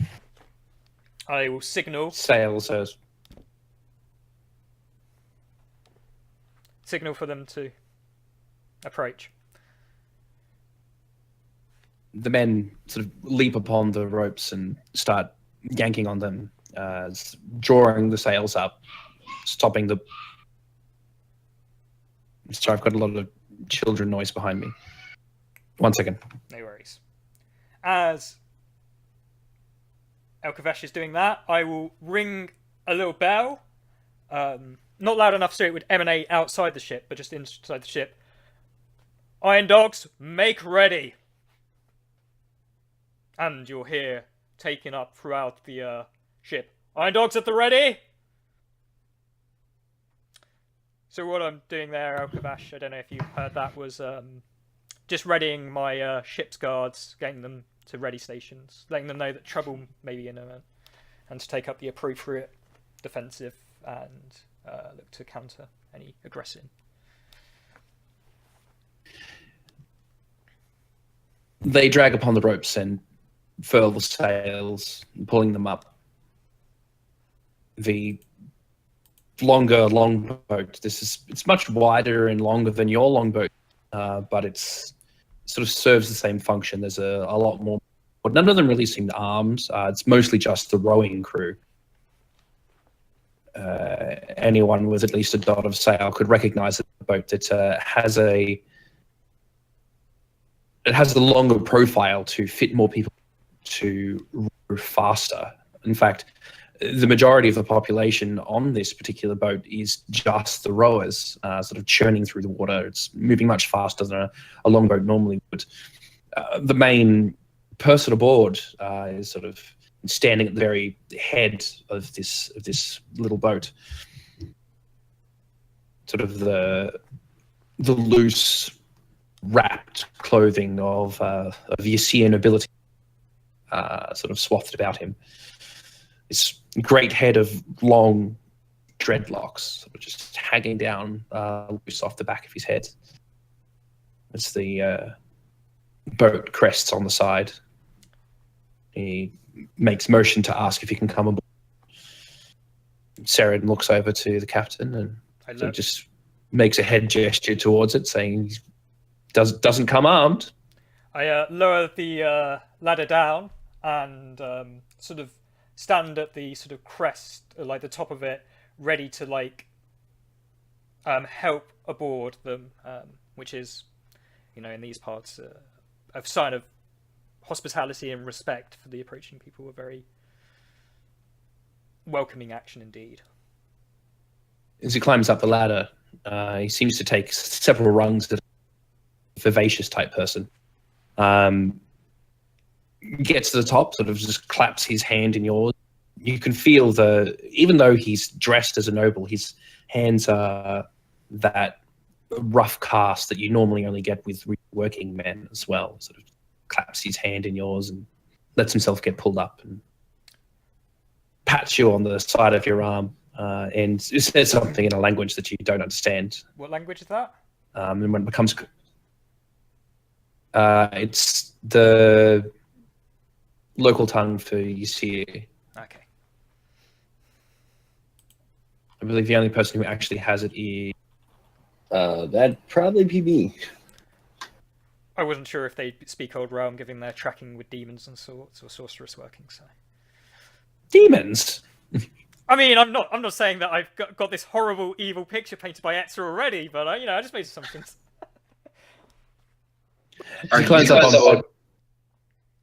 Sorry. I was just gonna make banter. Go. He seems to recognize that you don't understand the language he's speaking. He seems to cycle through before finally resting on the universal trade language of River Speak. It's like, I'm sorry, my friends. Is this tongue good for you? Welcome aboard the Flirtatious Muse. How can we help you on this fine day?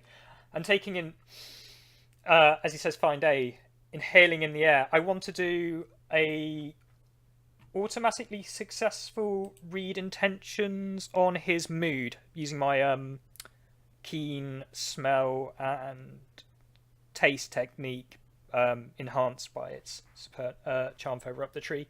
If that's okay. Yeah. I'll get the wording because I think this is the first time we're using it, and it's going to be used often, folks. I get the feeling. That just sounds interesting. I mean, in game, it probably doesn't. I don't know. feel or look too well. Just, oh, what? Yes? Yeah? Okay. Yes, I'm listening. What do you mean stop sniffing? I mean, I'm only like doing it dramatically. I imagine I don't need to, like, my nose can smell for miles, so I imagine like I don't need to. But I thought it'd be good to like make a point of doing it. Sorry, folks.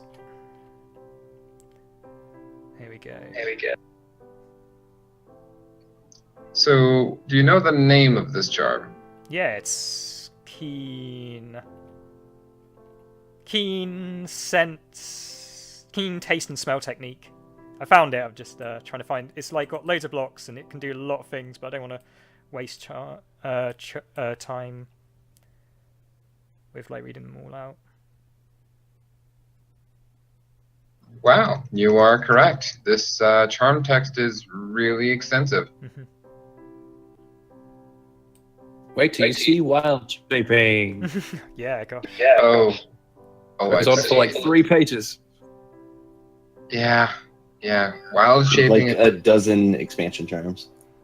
Yeah, By necessity, of course, but yeah.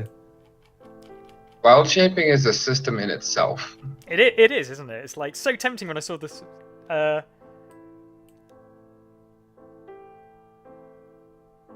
It's not helpful right out the gate because you have to accumulate a bunch of experience to use it.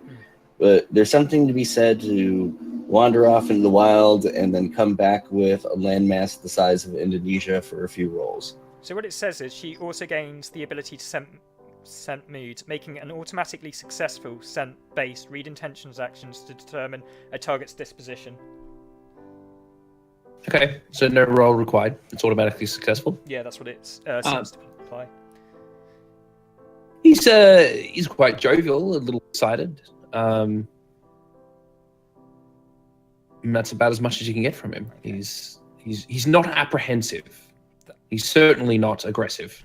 That's what I was basically wanting to pick up there. Thanks for that. Rats. One of the abilities, folks, about this is like creating a scent library. So for the speed of things, unless Alkavash wants to describe a particular person's scent, we're just do that off screen and add to my scent library because I don't want to wrap up play with it and occupy too much. If that's okay with you, Alkavash.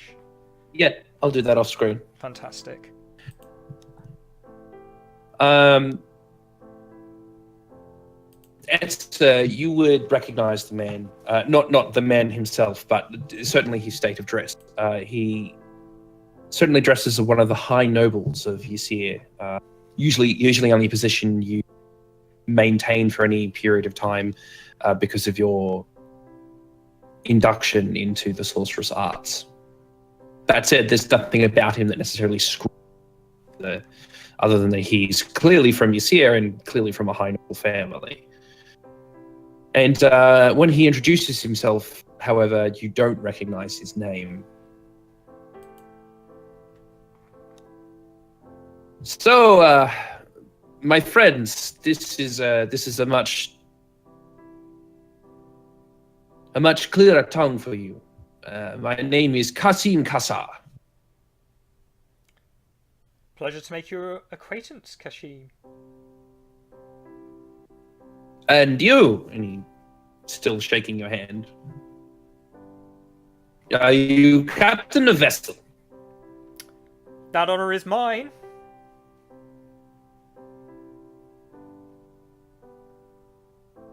Sort of gives a knowing nod towards Seren and goes, but he runs things, eh?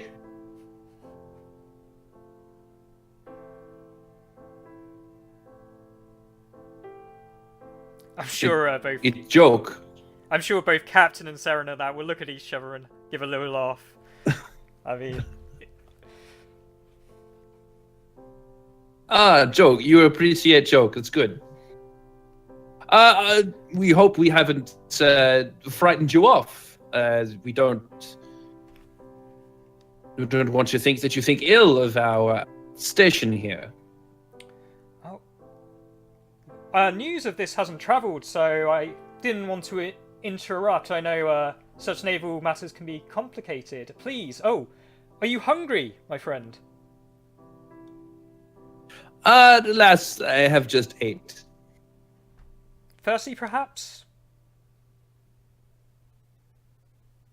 And just imbibed fluid? Who would have guessed? Well, it's often good to be well prepared. You never know how long these things can take and how hospitable a captain can be on the other side. What? Please tell me what's going on here. Minor trouble in port. Not much for you to worry about. I hope you don't have pressing business. Maybe here sometime. As a man of the world, you know that business can be taken to many ports, and I don't want to step on others' toes. It seems that you were first here. It's only fair you get your complaint heard first. And with that, he sort of chuckles a bit. Good. Comedy. Like it. You...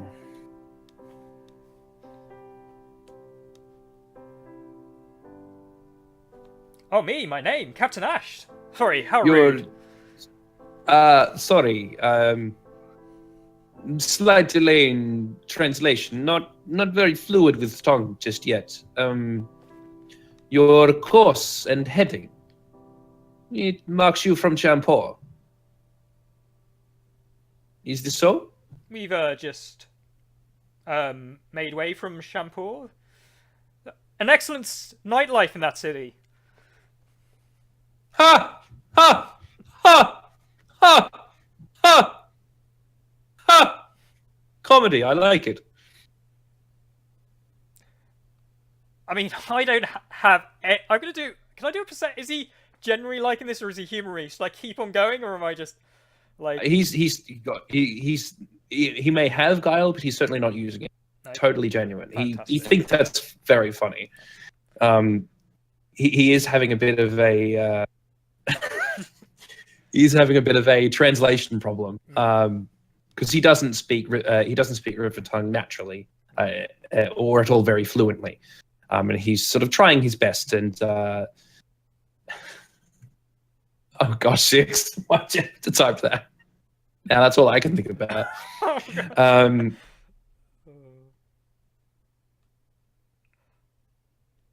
He's clearly having trouble with the language, but he means well enough.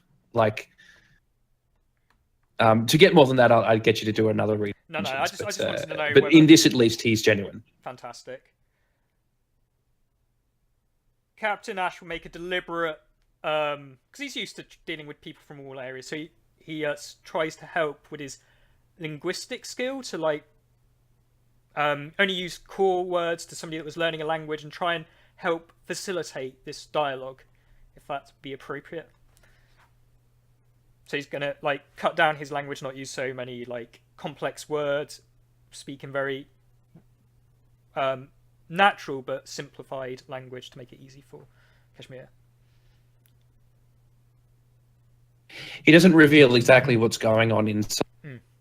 Necessitate a blockade of this kind, and he doesn't talk about whether there is also a land blockade.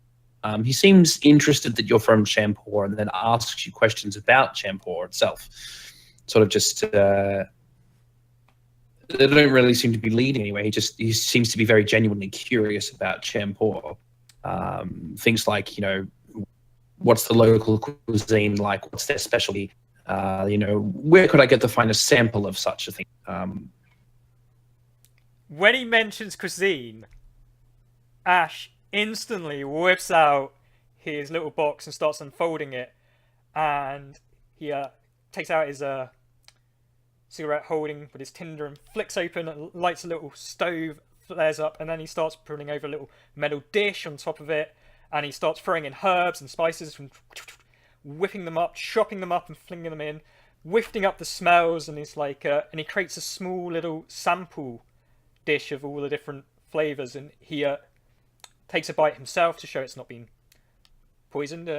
Please sample it. I find the city's delicacies quite nice.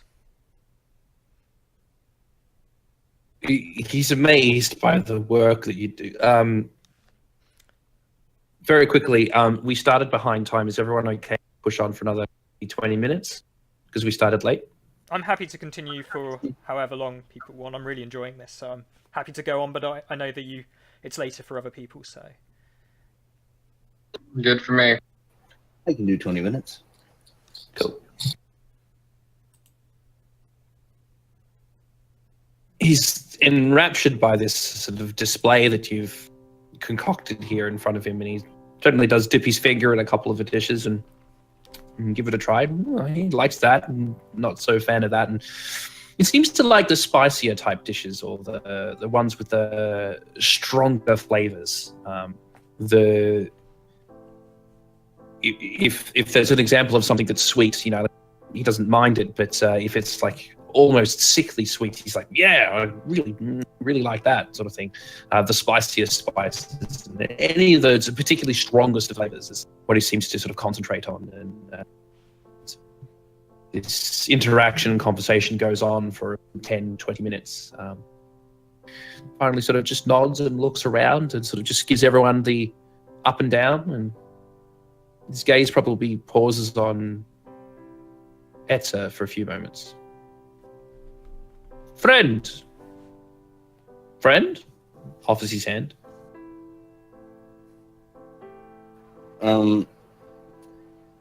Etzer will give him a brief curtsy and bow instead of having to touch him.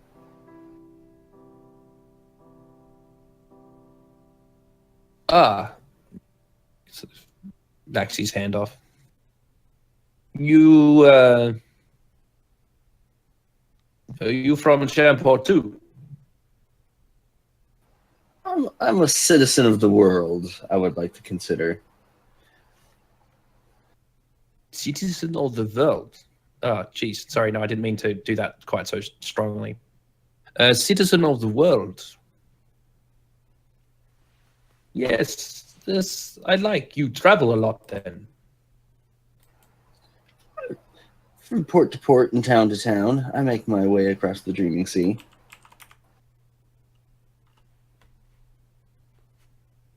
Do you call any port home? Forgive me if I seem... And he scratches the back of his hair and sort of see these long dreadlocks. There's dozens of them sort of just hanging off the back of his head. They're sort of all sort of waving around as he sort of scratches at the back of his head. Is the word you're looking for rude? Rude. Rude looks to Ash almost like it's you're pretty sure he doesn't know what this word means, and asks Ash if rude is the word he's looking for. Ash, Kashmir turned to talk to Etzer. Ash took that opportunity to turn around and offer Cheshire, if he's nearby, some of the food to sample. And so he's like, "Oh, sorry. I find it's often best not to intrude in others' conversations. My apologies. I didn't want to interrupt." I was being rude. Oh, it happens, especially with a new language. And he sort of shrugs his shoulders. Yes, rude, like comedy. And then gestures to Cheshire. Yes. Hey, you're pretty sure he checks you out. Cheshire. You from Champoor? Well, you could say that. I've been to a few different places. Up until this point, Cheshire had been watching the conversation from a distance, knowing exactly what had transpired last night. He doesn't lose memory at all, and he knows the things that were said and done. So he's just letting things air out. But he approaches the man. He takes the bowl from Captain Ash, holds it in one hand, and then offers him his other hand for the handshake. Yeah, that is my hometown. That's where I grew up. Ah, I have heard that it is a beautiful city, and from what your captain has shown me, has quite fine food. Well, these are very fine invitations. He's done a wonderful job. Well, you all seem like lovely, rude people.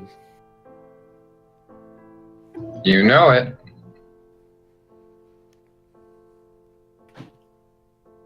Is there something else that we can help you with? No, I just didn't want to think that we had frightened you away. I see no problems, though. Hopefully, you do not have any issues finding port. I am sorry that we could not avail you any further, but please, if ever you find yourself back in Chia and needing anything, call for Kashim Kassam, and he will come and he will help.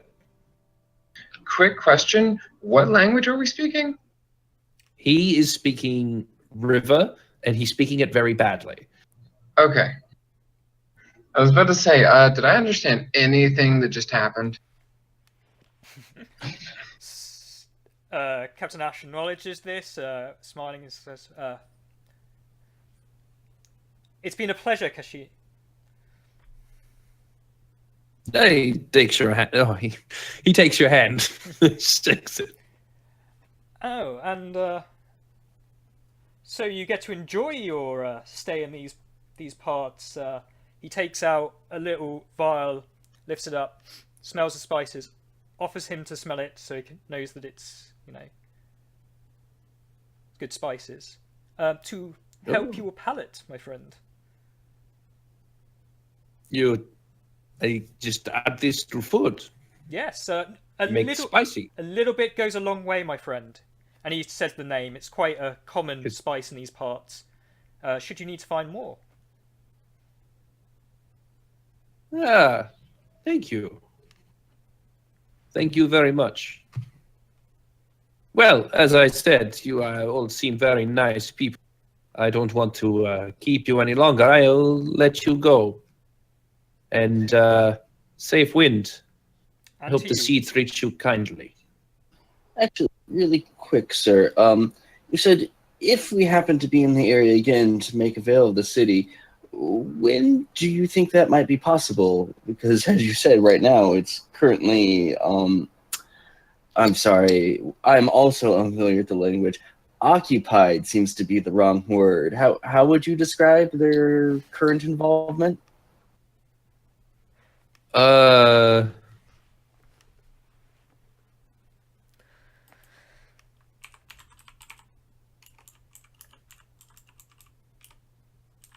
Watched.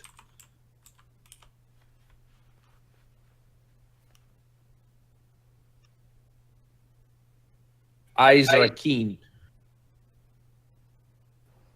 And there is word of trouble. We just want to make sure trouble don't find its way down to here. I hope you understand. It is nothing personal to any citizen of Chia. It seems like it would have to be an awful big trouble to bother you all the way down on your island.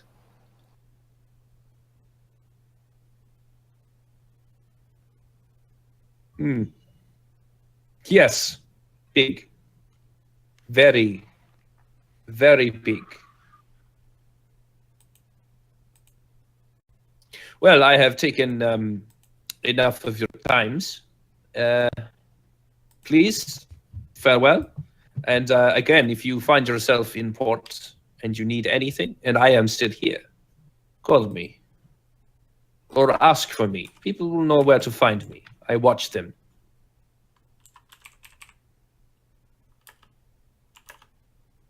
We will certainly do that. He turns to leave, and hops down, sort of taking the rungs again, sort of 2 at a time, or sort of clomping down into the longboat, just watching up as the ship as they start to sort of look back in the other direction. And if you bother to look, you will notice that he never stops watching the ship as the longboat rows away, and Saren starts sort of calling out some orders for the sails to be unfurled once more, and the ropes are sort of let loose, and they go up through the rigging, and the sails sort of drop down with the large weight of the crossbeam, and so the wind sort of picks it up into it and starts sailing off. Did anyone else find it creepy how he kept staring at us and pointing out that he watches things like some sort of twisted voyeur? Are you just asking the captain, anyone in the immediate area, or Everyone. okay? Captain Ash is like, he seemed an agreeable sort. I know that may be hard for you, given your standpoint, Edsa, but I didn't notice anything odd. But then again, I'm somewhat oblivious to subtleties. Sometimes you'll find long journeys at sea, and sea being the mistress, you often notice the social etiquette of land lubbers. He felt wrong. He was hiding things intentionally. Good job I didn't give him my best spices then. Yes, about that. As a point of etiquette for us land-loving types, we typically don't feed our enemies.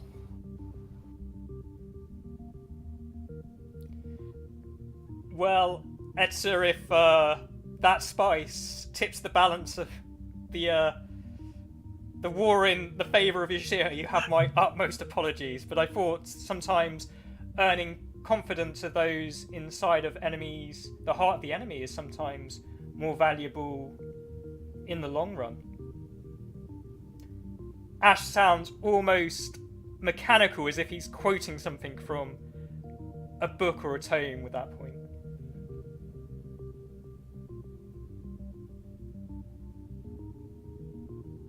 It's very curious.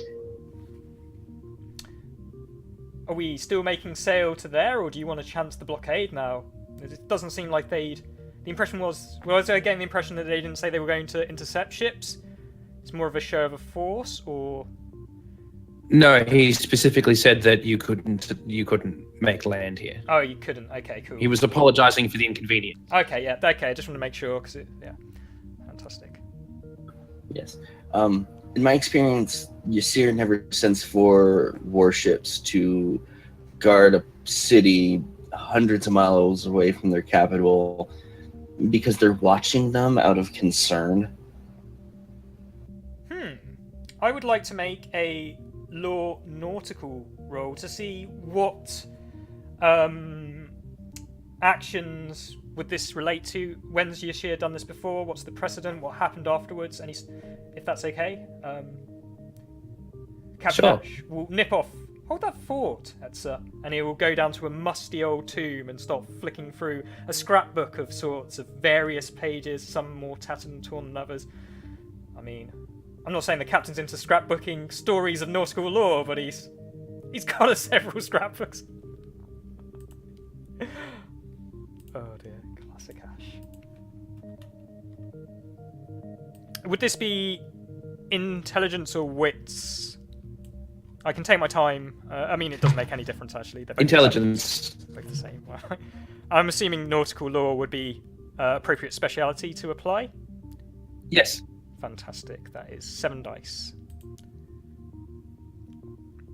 Will I be adding anything for my scrapbooking? No. No. Oh, right. Sorry. Start again.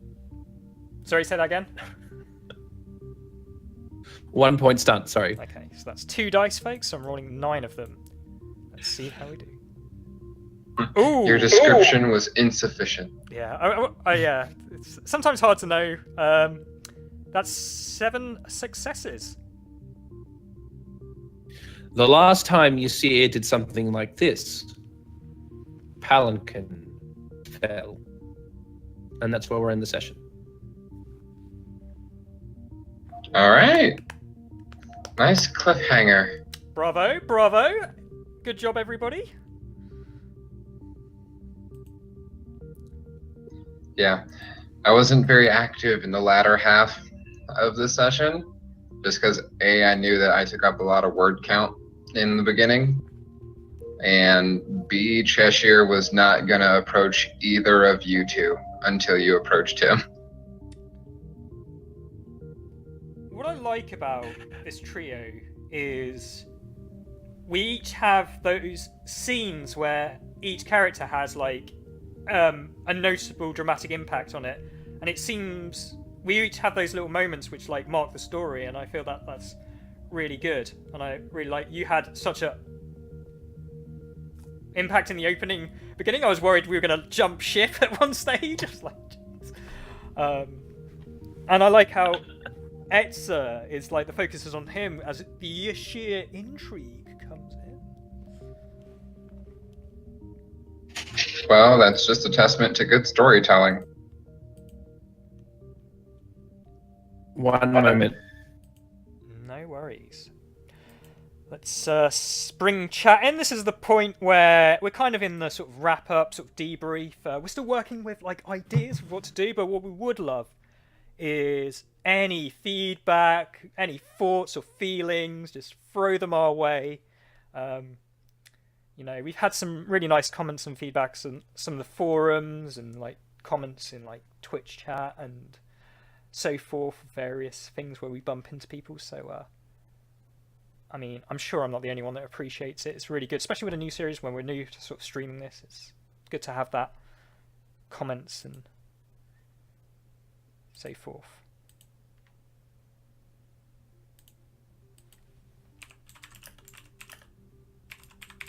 Well, Wolf of the Shining Path is still here.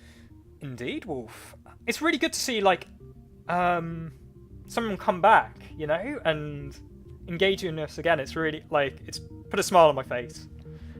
It's really good. Indeed. Hopefully there will be many more as the stream progresses. Yeah. But thank you again for the watching. Definitely. Thank you.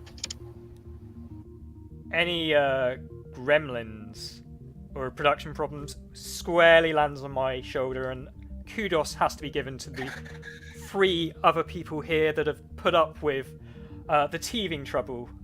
So it's much appreciated.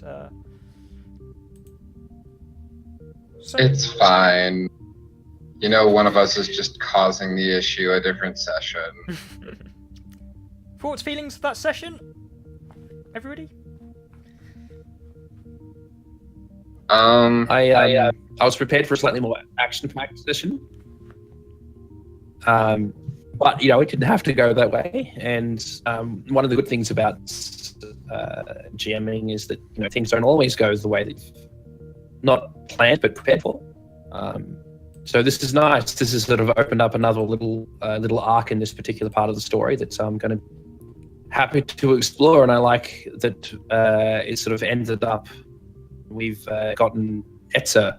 Etzer's had his own little story arc now. So everyone's had one major thing that the first session was everyone getting together. The second session was more focused on Cheshire. The third session was other way around. First session was more focused on Cheshire. Second was on Ash, and this third one now has been on Etzer. So yeah, see if we can get a bit more of a balance going forward. So.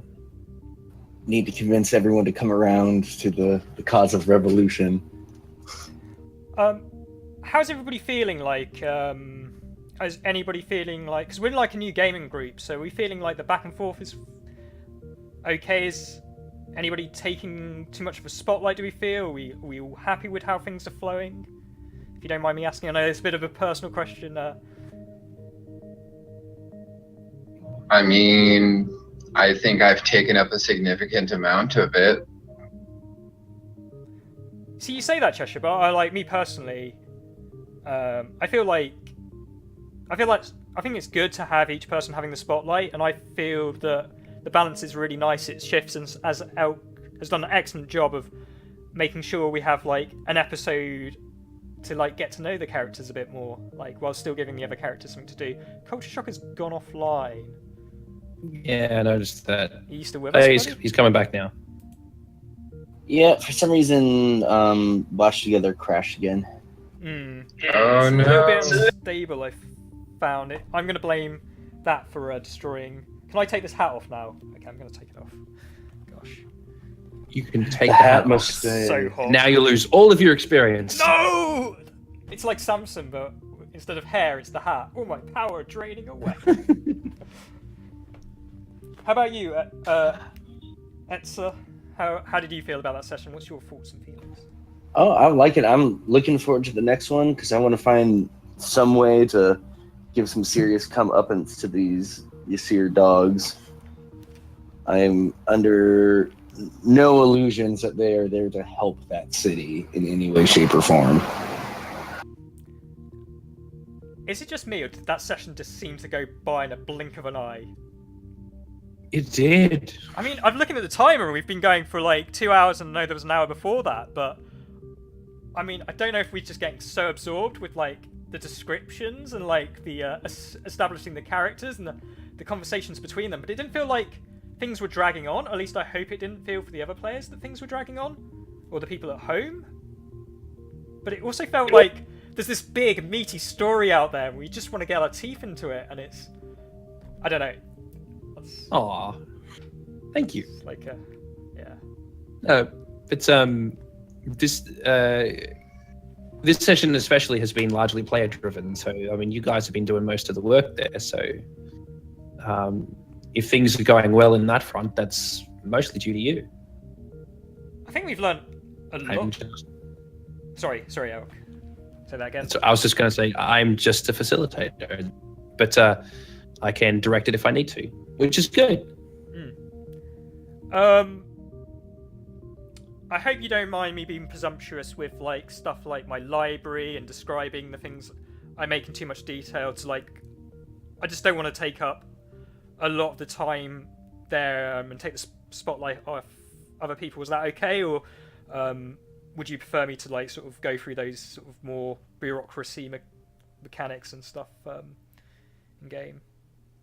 I don't mind. It's worked well so far. I haven't given, as I mentioned before on the first, and I think the second stream is, I haven't given you guys a whole lot of direction.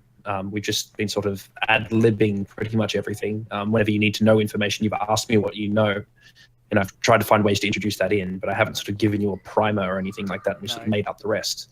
And it's been working pretty well so far, but I don't want to leave you guys thinking that you have to make up everything. So I should... if that gets a bit too much, just let me know. No, like it's like I say, folks. We've only played. This is our third session playing together, and I was saying to Elk the other day, I'm really loving how natural and organic the chemistry between us playing is, and I mean, I hope I'm not the only one feeling that. Nope. I agree. The chemistry is good and we work well off of each other. I do think that Culture Shock is a little more... he's better at getting toward his goals and his points than either of us are. Like, Cheshire is on his own mission, but it's not as pressing and time sensitive, it seems. And he's a little outside of his own power, and I think he's used to being in that position since he was pretty much either held captive or under someone else's influence, however you want to put it, for a long time. And then Captain Ash, well, he's just doing the same old thing that he's always been doing, right? Yeah, like what I wanted to do with Captain Ash is kind of make a character that would help facilitate the other two. I wanted us to have like a ship or something. So I don't want to be like just the transport guy, but I also wanted to like open up the world for both Elk and the other players. So Captain Ash doesn't really have like huge like agendas. He's there for life of adventure, and I hope that's conveyed very well in his character. It doesn't mean he's doesn't have a brain on his shoulders. He's just so that's why you're probably not getting any clearer sense of what Ash's motivations is, because he's a bit the wind's blowing this way. Oh, what's over there kind of thing. So hopefully that will be serve Cheshire and Etzer well and act as like an anchor or sort of for the group. But I think one of the slight differences, your character direction is more of like an attitude, like with Captain Ash, that he wants to sail and adventure, whereas Etzer has a very specific, articulable thing that he wants to achieve that he kind of cleaves to with a bit of laser focus. I mean, just in case, I'm not very good at reading intentions. I've got a feeling it's something to do with Yashir, perhaps. He's not a fan. He's not too fond of him. Who'd have thought, folks? Never would have guessed. But yeah. Yeah. You've now heard my entire accent range. I can do my voice, I can do softer my voice, and I can do a very crappy Russian. That's all I got. I gotta say, your Australian accent is perfect. It is very good. Well, I've worked the hardest on that one. I was gonna say, sorry, go ahead, Cheshire. Years. That's all I was gonna say. 30 of them. Does anybody else love the idea that Yashir is Russian accented, like almost like a Transylvanian-esque vibe getting from them? Love it. Just love it already. I like the idea of evil Russian dreadlock sorcerers. I didn't intend it to be Russian. That's just my sort of... Whenever I try to do a foreign accent that isn't just sort of Oriental, which can often sound very insulting, I find. That's where my voice goes. I was at a LARP, right, and I started off playing. I was playing a builder that worked with wood, and he came from a very sort of Japanese background. I mean, it wasn't Japanese in the sort of gaming system, but it was very much Shogunate era. My accent was terrible. It's the first time I was playing a LARP and stuff. I was nervous, trying my best. But people like had a quiet work, and it's like, I'm sure you're not meaning to be insulting, but it's very insulting. So fortunately, I've been hanging around with these Russian paladins, like crusaders, and so for the rest of the 3 years, every so often on the field, you just hear "da da," which was like, and that would be like almost if you could hear somebody repeating "da" a lot, you'd know where my character was, and it became like I'm like running joke, be like, oh. Because every other last word would be dark, so I was like trying to get used to the language, and everybody seemed a lot more happier with that, and it wasn't as offensive, hopefully. So that was good. It was funny that you're saying that you switched from an Oriental to a Russian. No, I did the same, so I don't know. So interesting. As long as it works.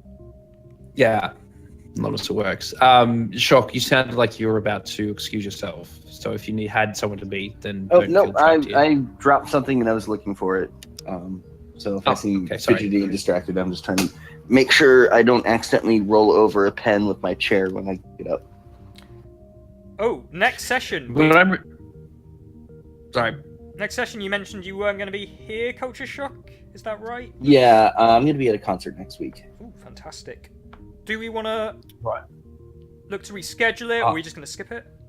What's the plan? We'll do next week. No stream next week. I don't want to, because it's such a tight knit group. I don't want to do anything without. So, no. So no stream next week. So it'll be 2 weeks until the next stream. Oh my! Will like we every go week on? for 3 weeks straight. It's the most I've role played ever. Oh well, short of when I played Scion and when it was every day because I didn't have a job at the time. That's what all I did full time was just game master this game. Sounds good. That'll be roleplay heaven, folks. Lang knows what I'm talking about. Well, anything else you wanted to discuss? Nope, we're good. All right. Well, Outro? Outro. That's about as far as I can get. How about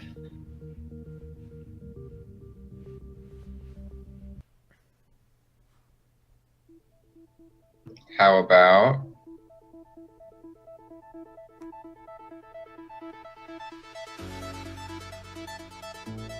I'm getting nervous. I've been the Plucky Hero. Thanks for joining us for Second Breath, episode 3. From me, it's a goodbye. See you soon. Have a good evening.